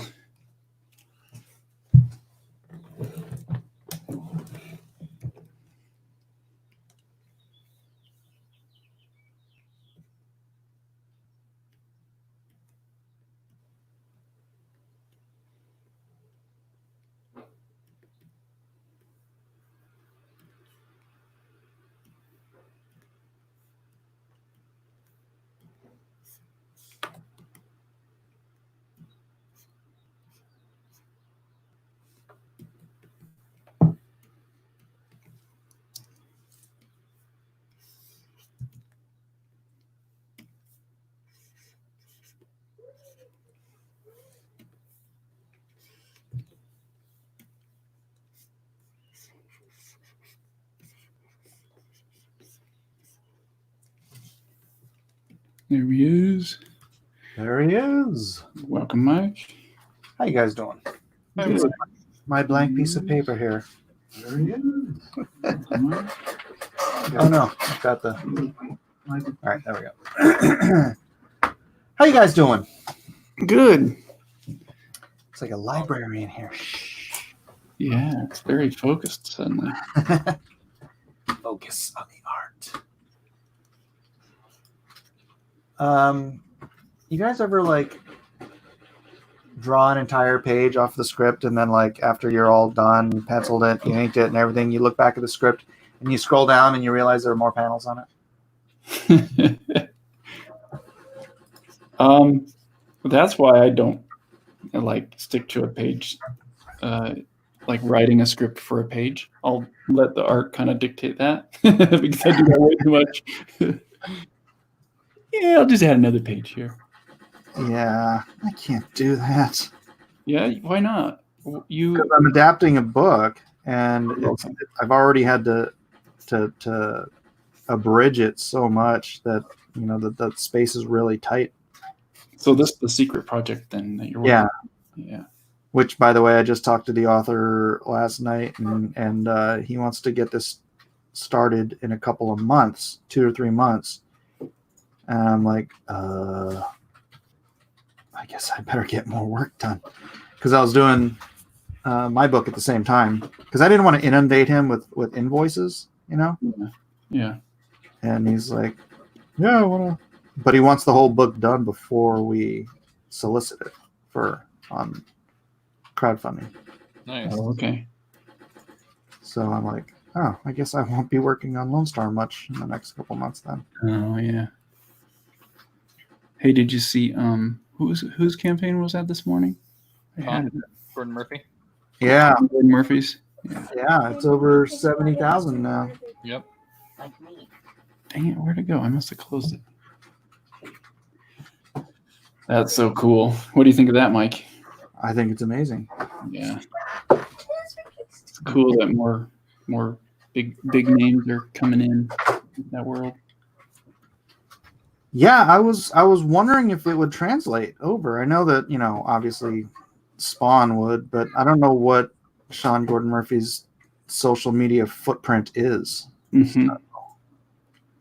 Yeah. Honestly, until like, I don't know, a few months ago, I never even heard of him. I didn't pay attention to comics, Mm, modern creators and comics. yeah.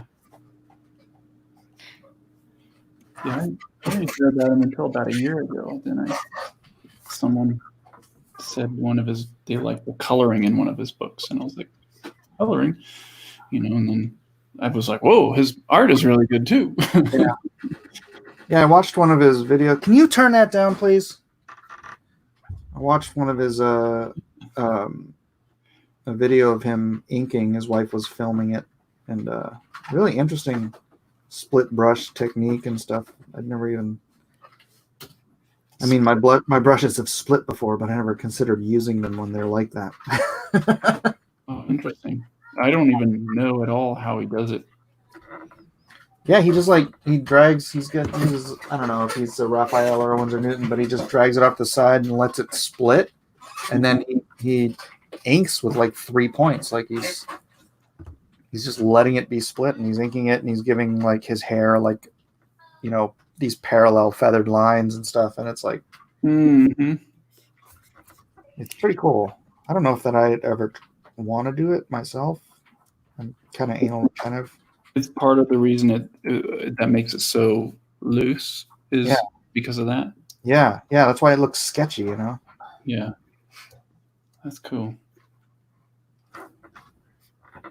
But yeah, he's got a great sense of like figure work and layout and stuff. He's a talent. Yeah. I own like everything he's done so far. So Oh, well.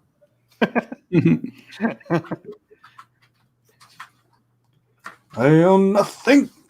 I think it started with he did a I think I found him when I stumbled upon Chrononauts. He did a whole entire trade of Chrononauts. Oh, did he? Yeah, Mark Miller? yeah. And I was like, whoa, what is this? What is this style? It's so cool, it's sketchy and beautiful. And it's, you know, and then I, you know, found Punk Rock Jesus and I found Tokyo Ghost and all that stuff. And anything that was basically Sean Gordon Murphy, I was just like, here's my money.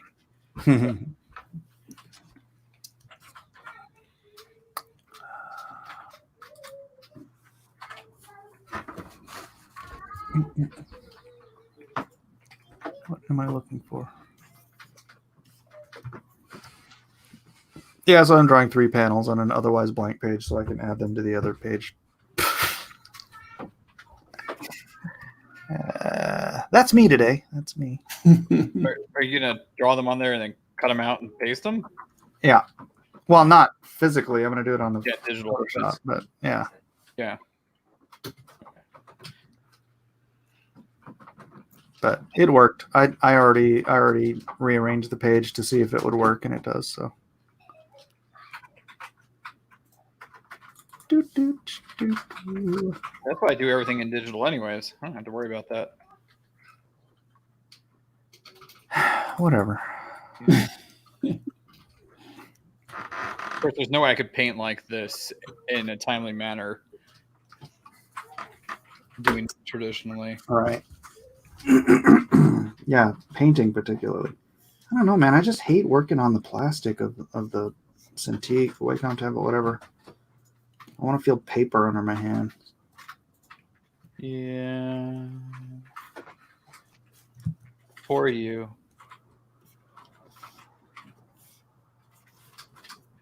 Whatever, dude. I think there was one point where I felt that when I was in college, where I was like, it doesn't feel good enough. This tablet was so much better in my sketchbook. And then I don't know when it flipped, but eventually did. Where I was like, wow, my sketchbook feels kind of weird. Yeah. Whatever, man.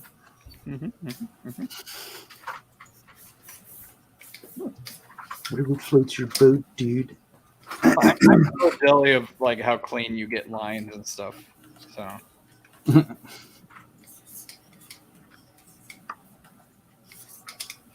Yeah, that's all I said. I'm writing over tandem, so just in my art, though. The rest of my life is an absolute mess. it's okay, you got kids. You just blame them. I can't really blame them because it was always.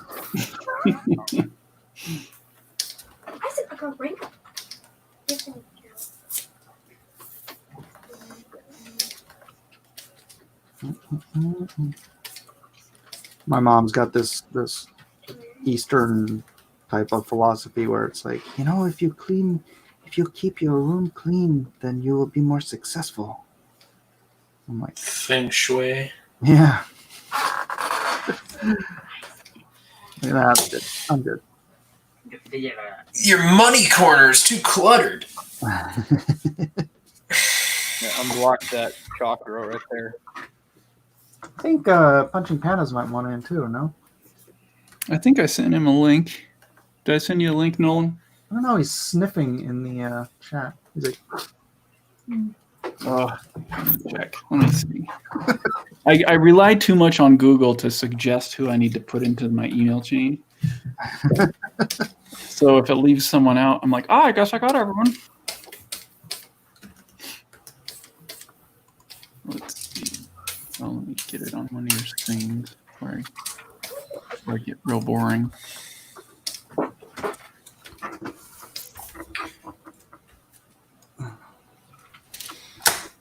so Fuzzy, how'd you like D&Q? It was great. It was great. I felt a little out of place, but it's awesome. Out of place. Oh, good. Just talent level. Oh. No. Yeah, I just feel like I'm better than all of you. So. That's not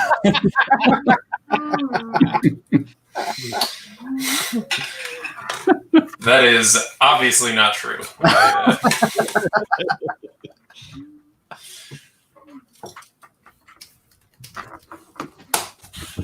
Nah, you're good. You fit in fine. Thank you. I appreciate that. I didn't get any love from anybody else, but you know what? That's okay. Dude, I got 2 votes. Don't even start. I got one, and it was mine. I got 2, and 1 was mine.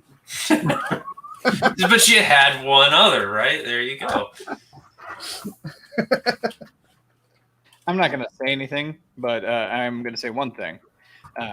That feeling is normal. I think I'm pretty much on my first D&Q. I didn't get any votes at all. So It happens. It happens. like not even me. I voted for someone else out of like sportsmanship. Well, see, there's your It was mistake. a mistake. Yeah.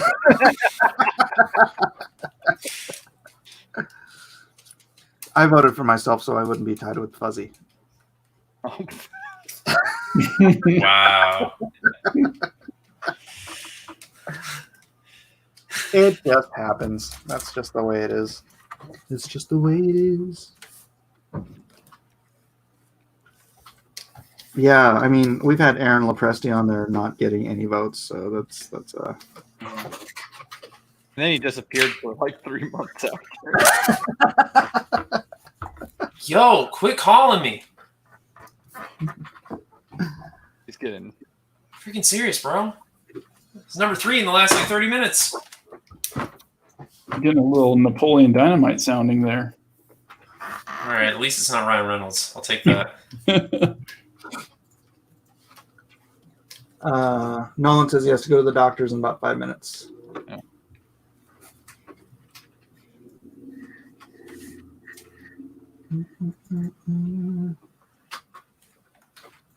Question: do you guys prefer to write the entire story first, then edit it, or edit while you write? I like to just get the first draft done. You know, Both. and then when I'm writing it, it's like things that'll affect the things that'll happen towards the end or whatever. I can bring back towards the beginning and set it up better and yeah. So write and then edit as you go. Similar. I'll do a really loose first draft, kind of like a bullet point list, and then expand on it as I work on it.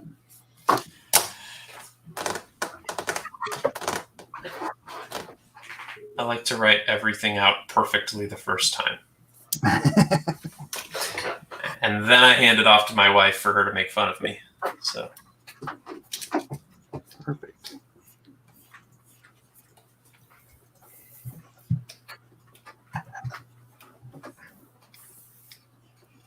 Good question. it sounded like I was joking. I wasn't joking.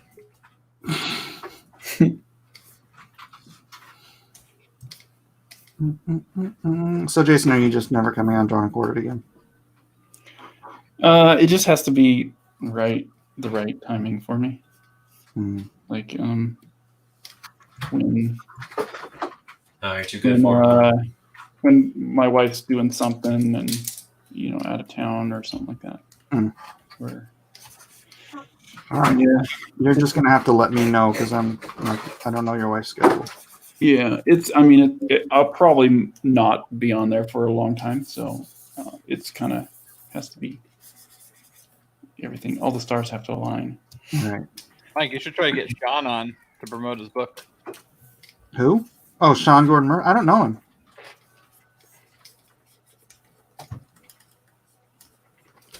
I don't know him, and man, I don't think he needs my help promoting his book. I'm just saying you should reach out to him.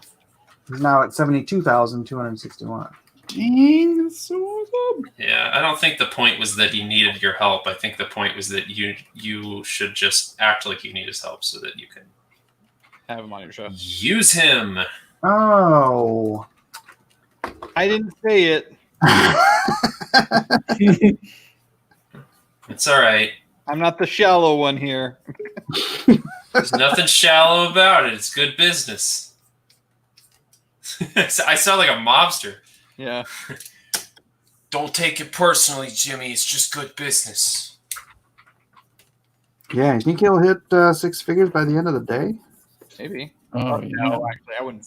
Actually, no. Maybe he will. I didn't even think about that. yeah, I think you will. Oof. Well, he sold out of a lot of his higher price tiers. Yeah. Mhm. Like he had 50 pages for $500 each, and those are all gone. You should have sold each one for $1,000 because he was selling like the cover, was it chapter covers for like $5,000. Yeah. So I think you should have sold the original pages for at least $1,000 each. That would have been $50,000 right there. Yeah.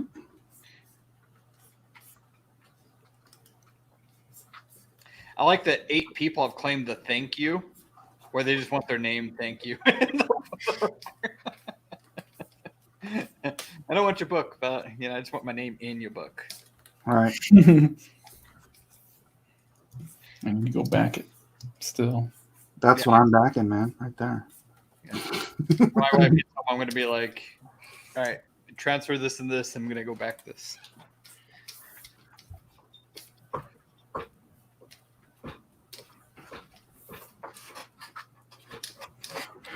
Where is? There we go. Reference.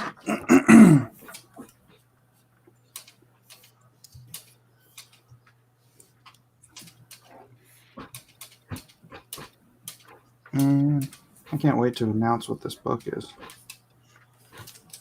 I don't like keeping secrets. I'm not good at it either.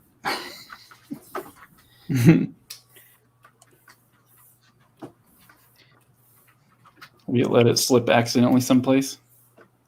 Yeah, thinking about it. Well, you already have. We just need to go backwards in time to like 2 streams ago when you were looking through the files and then the name was on Oh, shoot. That's right. it. Yeah. Shut I'm up. surprised that no one's gone back to look and see what it was. All right. Jason, delete it. Delete it now. Thanks for reminding everyone. Mm-hmm. You're welcome, Mike.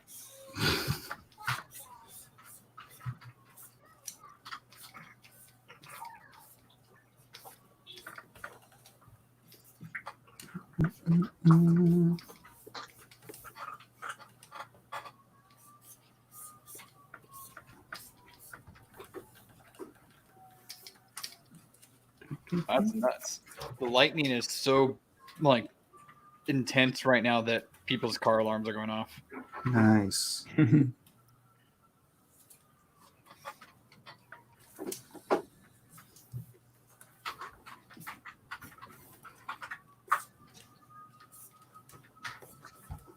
Wait, where? Houston. Houston?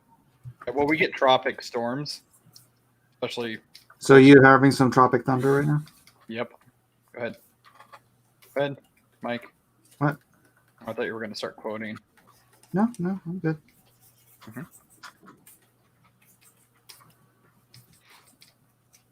I kind of want to, though. But no. You're trying to hold yourself back. Mm-hmm. No, I'm good. I don't need it.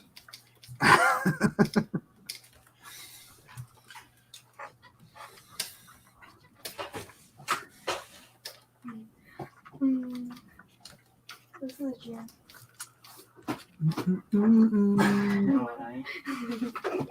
Punching Panda says, I can probably get last place on D&Q. Why not? I do. Once in a while. On my own channel. With my own fans. Thank you very much. It's a great feeling. That's only when you throw Steve under the bus so hard that your fans turn on you. Yeah. That's probably why they were throwing you under the bus, because you kept throwing her under the bus the whole entire time. Yeah. What was that one episode where I was just ripping in everybody's art? Yeah. Yeah, I do. Because I was actively trying to hide mine from yours. Yeah. I already knew. Looked at my art and I was like, oh no. He did so much. He's That was a Bloodshot, wasn't it? That was a Bloodshot episode. Yep. I didn't want to show it to you. Especially I did traditional. So I had messed up a bunch and I just didn't. Have you guys seen that Bloodshot movie? No. It was okay. I didn't know it was out. It had parts to it that were fun. No. So Well, like, Sorry. like Venom? Yeah. Venom as a whole was a steaming pile of crap. Yeah. No. Yeah. I think that's right. I think that's a good comparison. I think that I don't know that I would call it a pile of crap because I didn't expect much from it. Mm-hmm. Like I expected Venom to be amazing, just from the way that everybody was talking about it, and like the fact that it had so much. Sony was like putting their everything into it, and I was like, oh, this is gonna be great, and then it wasn't at all. But Bloodshot was nothing more than another Vin Diesel movie. Yep. Vin Diesel. Vin Diesel, man. But that's all it needed to be, You go to see a Vin Diesel movie because you want to see a Vin Diesel movie. Yeah, you're not going to see Romeo and Juliet. Exactly. And honestly, wasn't disappointed. I was like, that's exactly what I thought was going to happen. You know, and there was little nuggets in there, nuggets of gold. And I was like, that's not bad. But I've enjoyed some Vin Diesel movies in the past. So well, yeah, I think that's, you know, you go into Fast and Furious movies and you just assume, you're like, this is not serious. Nobody's taking this seriously, not even the people making it. So why does it matter, right? Why should I put that much effort into caring? you know, that's when I just totally ignored those movies, because I just figured they were all going to be stupid. And then one was just on TV one time, like the first one, Mm-hmm. and I was like, "This is actually good." I never watched the whole thing, and I never watched any of the other ones, but I was surprised that because I just assumed it would be like hella stupid. It's fun. That's Yeah. all it is. It's not trying to be cerebral or anything. It's just a fun time. Like Bad Boys. You know? Yeah. Oh no! See, that was a Stephen Pilot trap. Well, to each his own, I suppose.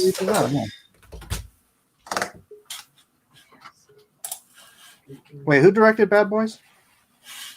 Great A Bad question. Boy. Wasn't that Michael Bay? I expanded. Really? Yes, it was. Named why it's a Stephen Boy. Pilot. Solved it.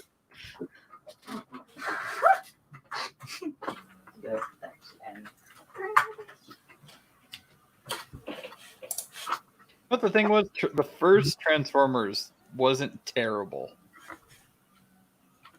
You know, it wasn't like the worst thing in the world. It was a blockbuster movie, It was. and it didn't even have the amount of Michael Bay explosions that you Yeah, but- associate with him.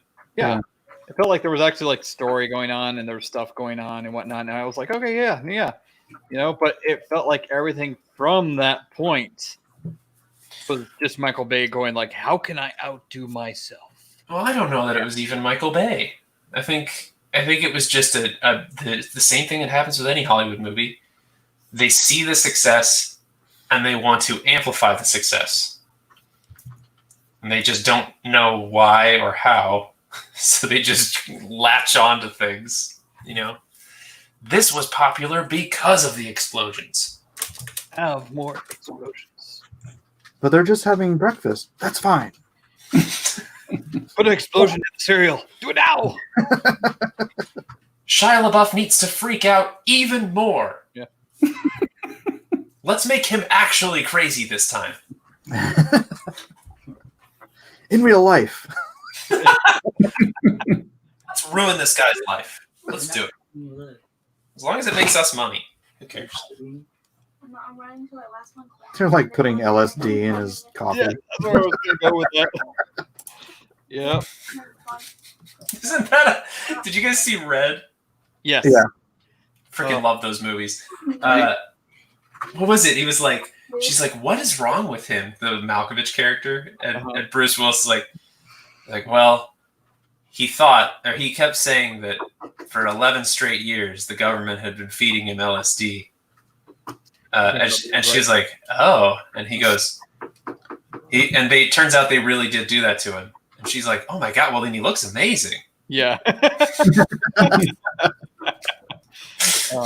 Like, that's the fun thing about context, right? It'll, you know, understanding context can really change your view about a person. I loved his pig. Get the pig. Man, I gotta watch that again. Those movies are so good. I don't want to because the co-creator is a jerk. What? Who is it? Huh? Nothing? Who's the co-creator? Give me multiple names. I don't want to say nothing. But Well, now I just have to. All right. Mike, what did you do? Not Reddit. Okay.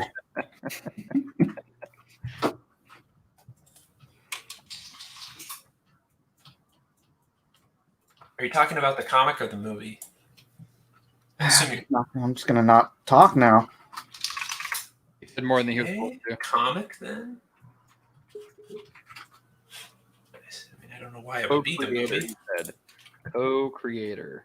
I'm just not saying Something in my head, nothing. Sean, it doesn't count. Warren Ellis, I'm not gonna say anything. Cully about Hamner. me. Not gonna say nothing. It's probably Warren Ellis, I would guess.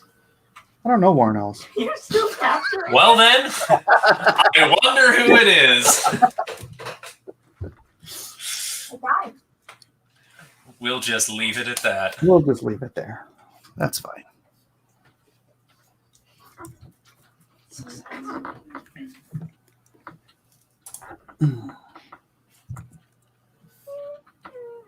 Isn't Warren Ellis like crazy or something? Or am I thinking of somebody else? Dude, I don't know. Every single I don't know any of these people. Way done. All right, that's fine. Warren Ellis or the other guy.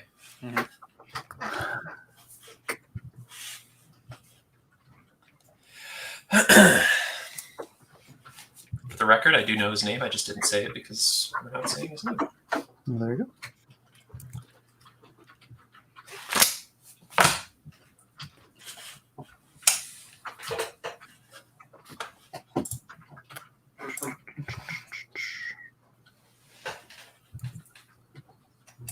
I am painting so slow today. Someone behind me? Mhm. See, I'm having one of those days. Just making marks and they're terrible. I think it looks really good. It took so long just to do this one panel. I have a question for you, and I don't want to like throw a wrench in your already stressful filled day, apparently. But is he meant to be glowing? Yes. Like that's not coming out right. Like it looks like possibly veins or something are glowing on him. Is his entirety supposed to be glowing? Yes. We're gonna go down. Because he's about to punch through a wall. I think I almost don't want to say anything because you're going in such a weird direction with it that I love it. But Do you want I me to thi- criticize it? well, no, I'll say it. I think he doesn't feel like he's glowing. He feels like he's being hit by light that's behind him. Does that make sense? Yeah, no, like he's got an outlight. Yeah. Uh-huh. And it does feel like the veins are glowing, right? I don't know what those are. I'm calling them veins, but it doesn't feel like his skin is glowing or his body is glowing. You know? He doesn't have that external layer of glow. Yeah, and I think it's the It's because your lighting is external. I don't think I can. oh, there you go. Oh, you mean all the bounce light on him? Mm-hmm. Yeah, you know what it is? It's you know how when you put a flashlight behind your hand Yes. and you get that like reddish glow. Not that it has to be red, but like that's the kind of thing you want it to feel like it's coming from his core or maybe like just beneath the skin as opposed to I bet this is better as sharpshooter rifle. but it's so cool the way you've done it. I don't know. Well, I can play with it. And it's not like you have to get rid of the bounce light either. You can have multiple light sources. Can I? Am I allowed? I meant like Granting you permission? Is the glow supposed to be like a force field? I wouldn't say a force field. It's more like it's energy flowing off of him, oh yeah, well then definitely needs to like exuding off of him. Okay, well then it would sort of feel like a force. What you should do, yeah, like what you're doing right now on the externals. Mhm.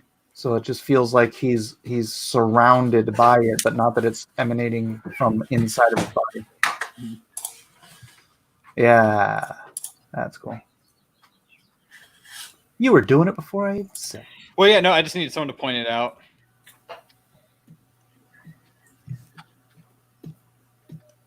And thank you for pointing it out, Fuzzy.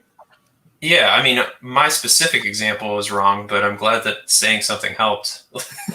Yeah, it's the thing I've been like kind of battling. I had a lot of moments where this happens to him, but I never knew if I was pushing it too far or not enough. And now I know there wasn't enough. So It definitely feels more like that now. Like Cool. just from that little bit that you did, it feels way more Yeah, like it's emanating and not that it's coming from somewhere else. Mm-hmm.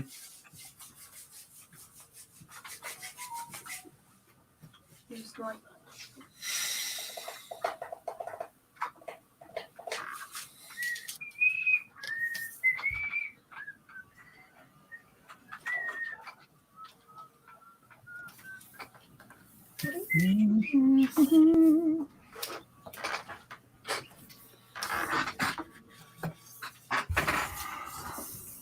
why is she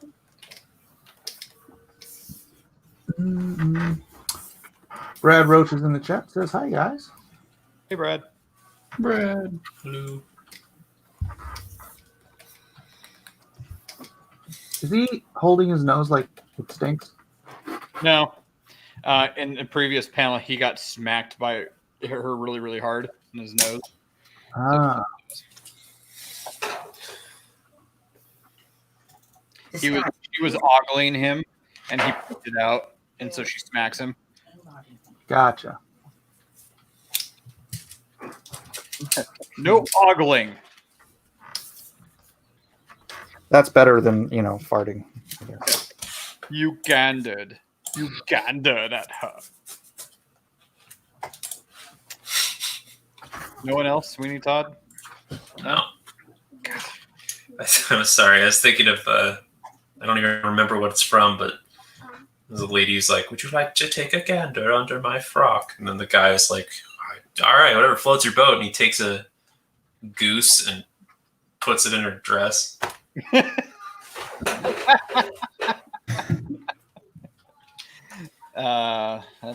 That's good. What movie is that? I know. I said I can't remember what it's from. Like I truly. Oh. But a goose is a male gander. What? A goose is a male. Yo, did you get the image? Yeah. Why are you coming down on me?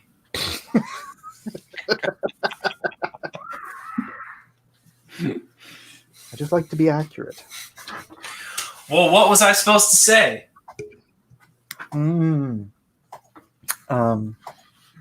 A gander. Please enlighten me. Yeah, well, see, there you go. No one would have. The people who don't know that a girl goose is a gander wouldn't have understood. So. See, now you're just expecting too little out of your audience.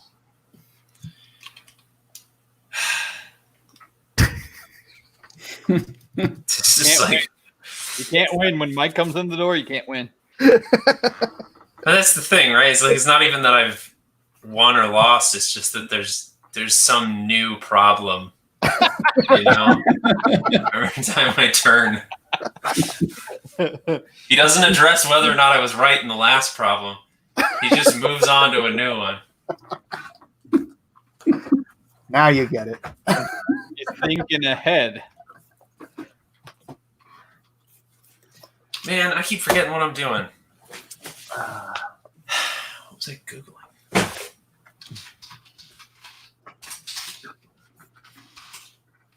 Oh, Brad Roach says a male goose is a gander.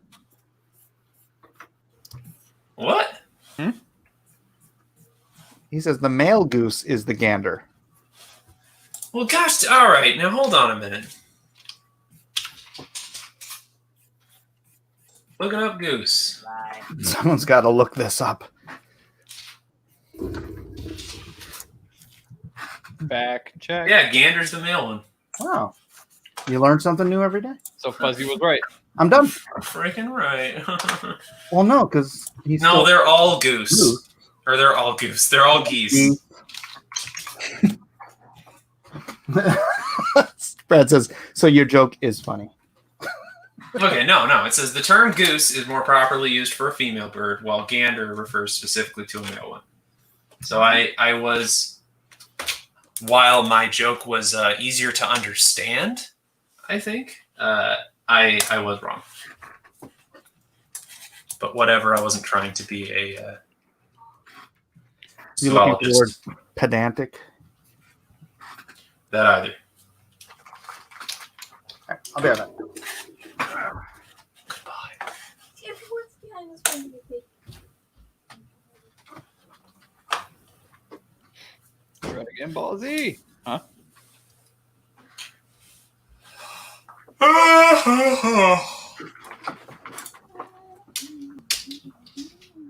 Why is everyone throwing this one bear cake?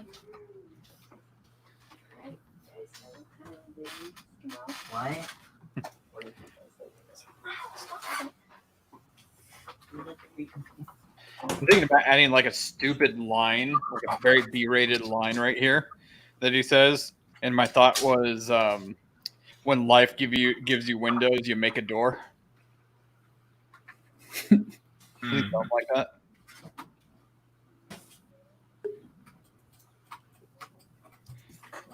No.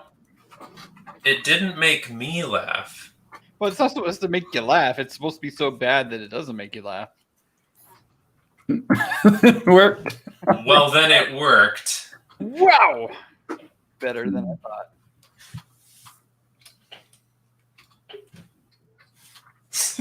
Brad says, "So your jokes is funny." I don't know who that's for. That was for you. Yeah. You What's changed up? it. I just leave that in there.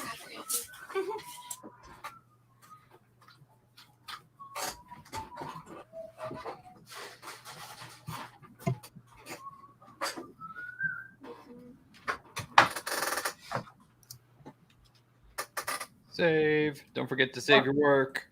Oh, Micah, Oh, yeah. Why me? No. that's the computer. I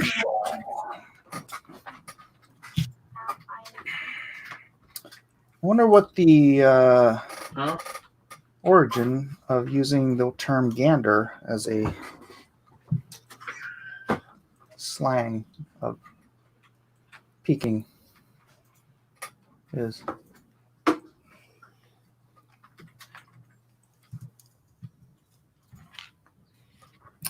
I'm not going to look it up. I'm just wondering how about Yeah. Do it on your own stream. It'll be the whole topic. On this day on cross examinations. The eschatological origins of the term gander is a slang word for picking up a woman's dress. Oh gosh.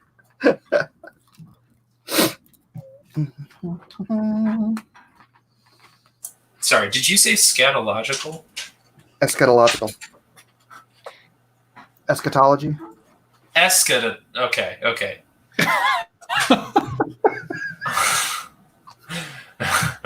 I'm sorry. I was like, what are we talking about? I was away for a second. Talking about poop now. Well, that too.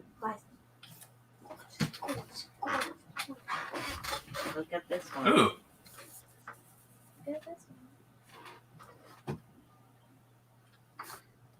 Who are you?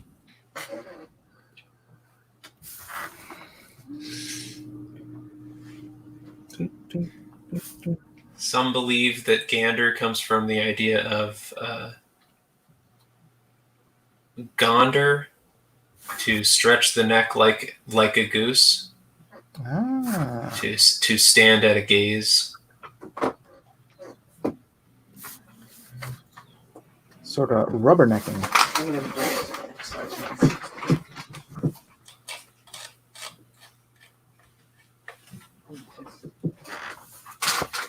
Oh, wait, you looked it up. Yeah. I thought maybe somebody in the chat did. I'm like, No. I did the hard work. let me cut our last name. No.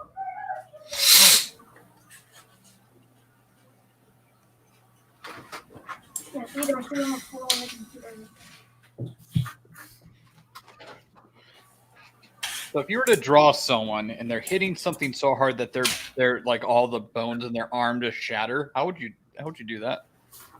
I would show X-ray. Oh, smart.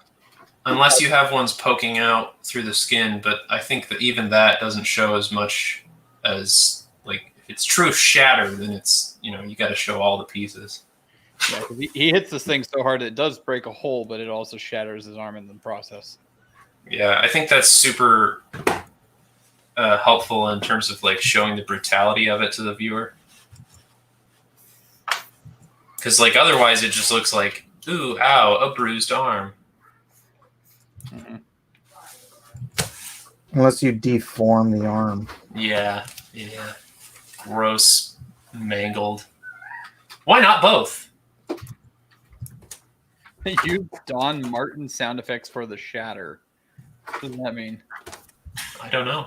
Don Martin. Don Martin is an American cartoonist. Mad Magazine, right? Yes, Mad. Now, let's look up some of his stuff.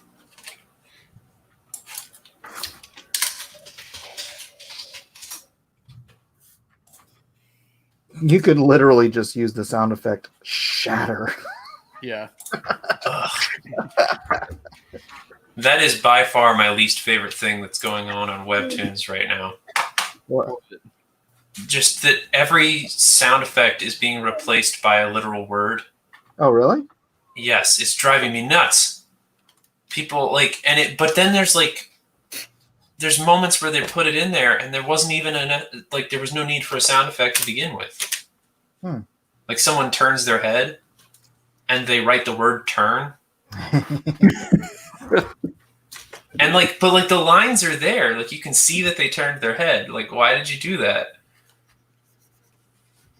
Like, I don't know. I just feel like it's like if you went in and just literally said everything that was happening. It's aggravating. See, they're thinking too little of their audience's intelligence. Yeah. Yeah. Like mine was different though, because not everyone knows what a Gender is. yeah. Gotcha. Put your headphones in the head jack in your comic and just all plug. Yeah. I tried really hard to put to not do that at all. Like if I could get a sound effect in there, it had to have a purpose, you know. Mm-hmm. Needed a porpoise. Or.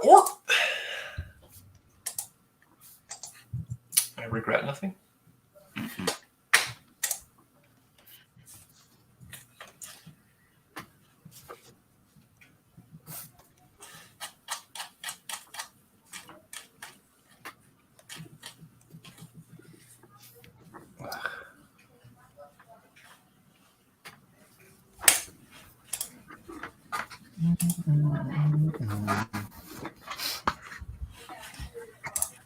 Brad Roach says, so true. The audience is smart. That's right. Some. My Some. audience is super intelligent. I don't know your audience, so wouldn't know. I just assume the best of people. Vote for you. Wait, what? He's like, I don't know your audience. I was like, well, they didn't vote for you.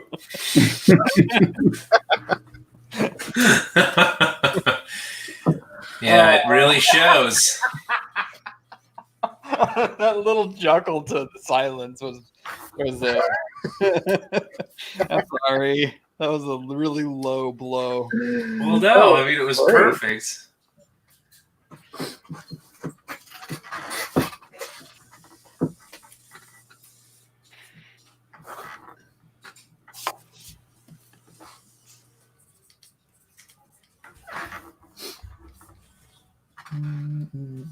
Black Manic Art says that may be a cultural thing. Other cultures don't understand American comics sound effects.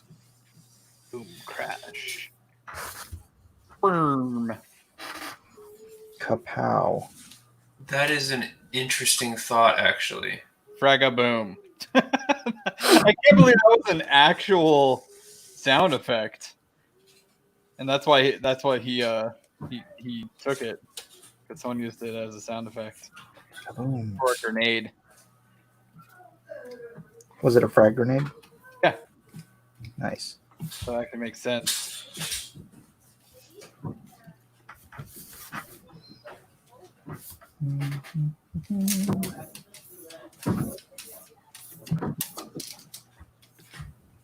Why are they banging so much noise?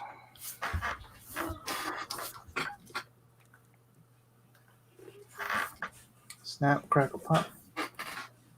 Don Martin is known for his made-up sound effects. He was amazing.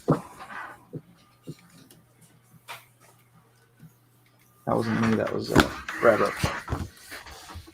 Brad Roach is the chatty one in the chat. Is he? Mm-hmm. The chatty one.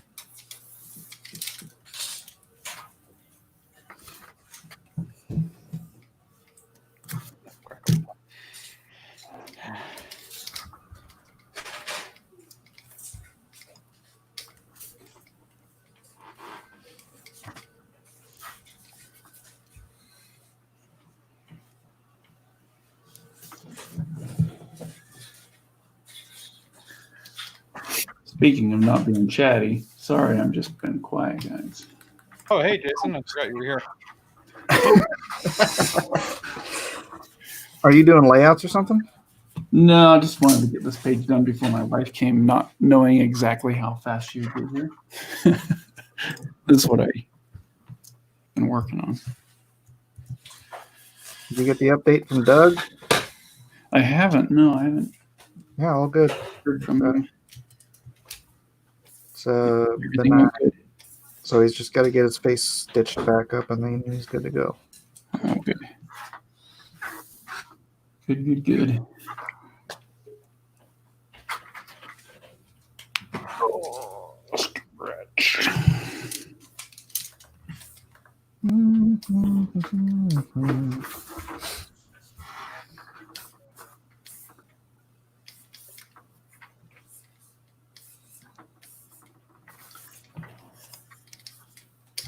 Brad says he's been a blackjack dealer for 26 years. That makes him chatty.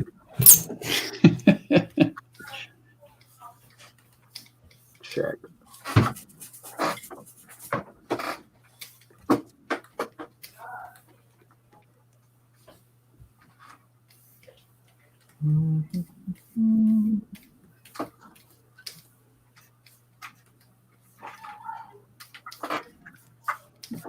You guys all want to do comics since you were a kid, or is it just something that you figured you could make a living at? I've always loved drawing some form of comic. As first it started as newspaper funnies that I wanted to do, because that's all that I saw, you know. Mm-hmm. Until my dad got me some Spider-Man comics, brought them home one day, and then my whole world changed.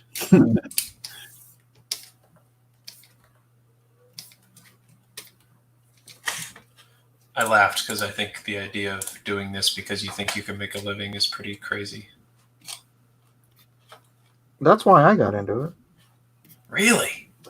And Yeah, you but stuck with it? It was 1992, and it was a boom, and they're throwing lots of money at them. So, well, I guess it's because I'm from a I'm from a different comic book era where everything's dying, you know. So if you walk into it now thinking that you're gonna make money, you're kind of crazy. Yeah. But yes, I can see how you thought that. I apologize. I wanted to draw comics when I was a kid, but then I didn't think about it as a living until it was like that the boom, and I heard, oh, Ron Lim makes $30,000 a month. I'm like, dang, I freaking draw comics. So I wanted to do movie posters, but thank God I didn't go down there because nobody does that anymore either. It's all Photoshop. Right. All the real arts are dying. I wanted to be an artist. That was all I wanted. Just an artist in general. And then in 6th grade, I watched a kid make a comic next to me. And I went, oh, I didn't know you could do that. And then I said, that's what I want to do. It was kind of this like, that's it, that's what I want.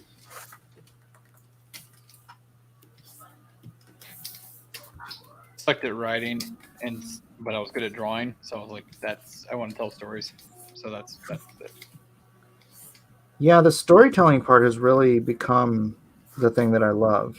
You know, it's like I like drawing pictures and stuff, but yeah, being able to tell a story with pictures and the writing part and everything is I really enjoy what I do.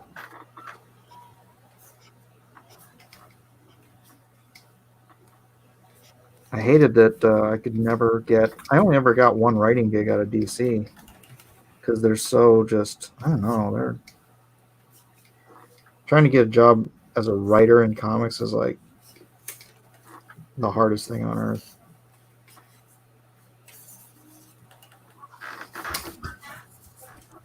Even more so than drawing.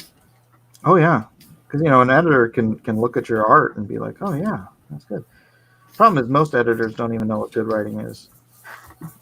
That's good. They literally canned like all the senior editors and bring in all these Tumblr editors, and then I don't know.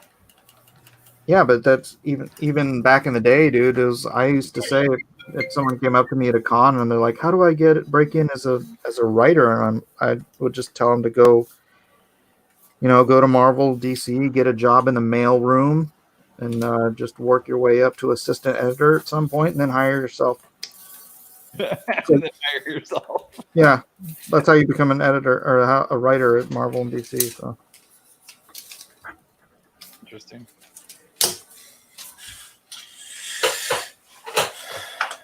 What in the world? Who keeps texting me?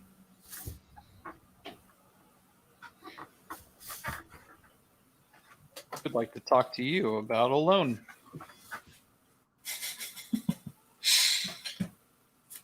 you hear they're talking about doing a $6,000.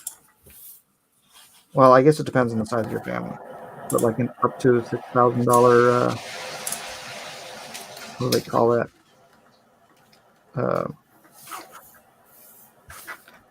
Giveaway, whatever. What do they call it? They gave everybody $1,200. I can't remember the name. Oh, yeah. The government bailout or whatever, or not bailout. You know what I'm saying? They're talking about doing it again with if you got a family and stuff, maximum up to $6,000. I didn't even get my first one. Oh well.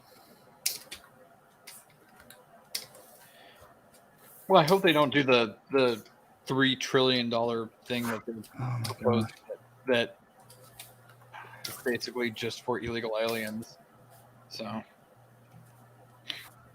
Well, all they're doing is debasing our currency, anyways. Yep.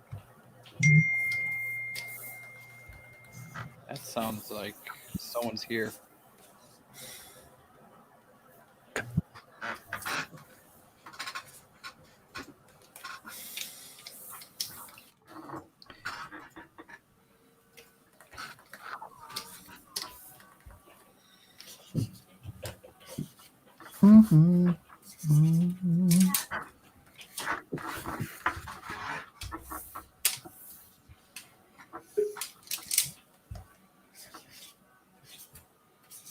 Anybody got weekend plans? Go to my friend's house and have a pizza party. Oh, nice.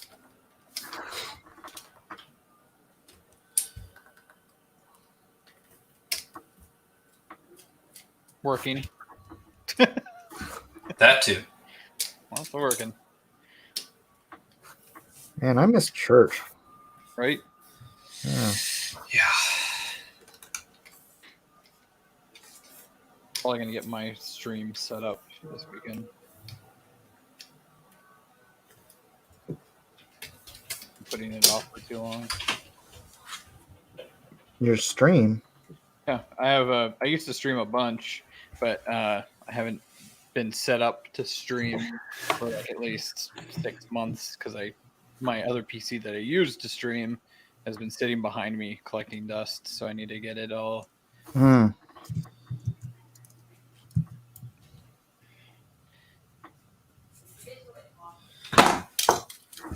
Gotcha.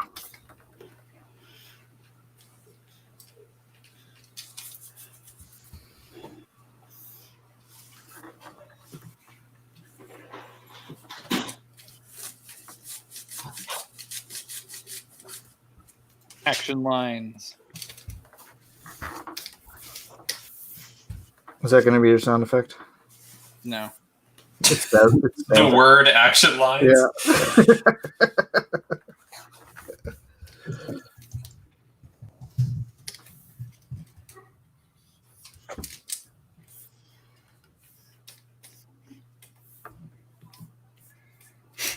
Did you change your Wi-Fi thing?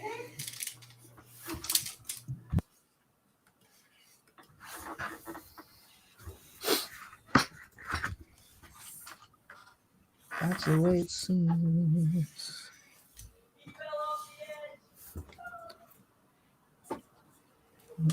Mm.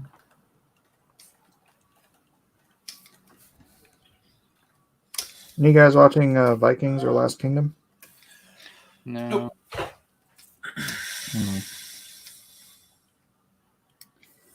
Fine then.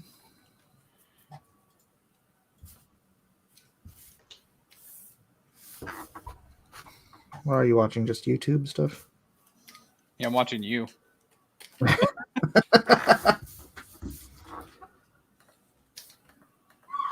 gonna have to wrap this up. All right. So This time. for real, for real. Real this time. Yeah. Okay. I think I'm content enough with this page to let it go. Let it flow. Let yourself go. Okay. All right. Well, thanks for hanging out with me, guys. Do you want to plug any of your stuff before I shut down the stream? Sure. Yeah. All right. Let's start with you, Mike. All right. Well, I'm not working on it now, but I have a book called Lone Star. It's at lonestarcomic.com. Sorry, I didn't give you a graphic so you could post it on the screen. But easy enough, lonestarcomic.com. You can go check it out. There's lots of sample pages on there. And if you do get it now, it's at the printer. But I'll send you the PDFs for all 3 available books as soon as I get your order. So, otherwise, follow me, Blacklist Universe. Nice. All right. We got Fuzzy with Dead Air. Yes, please go and check out my contest entry for the short story contest over at Webtoons. It's called Dead Air, and it is a Twilight Zone style short story. Super awesome. Worked really hard on it. I don't mind saying it's awesome. So check it out if you would, please. Nice. We got Zachary. Yeah, I got Golema that's still on Indiegogo in demand, and that's me, Golema guy. Golden guy. And I got Phobos that I'm working on right now.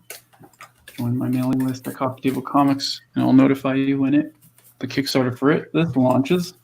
You can also become a patron or a member on YouTube, and you'll get access to a website where you can read it as I'm working on it. And let's see what else we got. Oh yeah, we also got Cognitive Drawing happening right now. We just crossed 1,000 backers this morning. Nice. Almost $36,000, which is awesome. All right. Thanks, guys, for hanging out with me again, keeping me working, giving me some good entertainment and conversation. Thanks for everyone hanging out in the chat, and we'll see you guys next time. All right.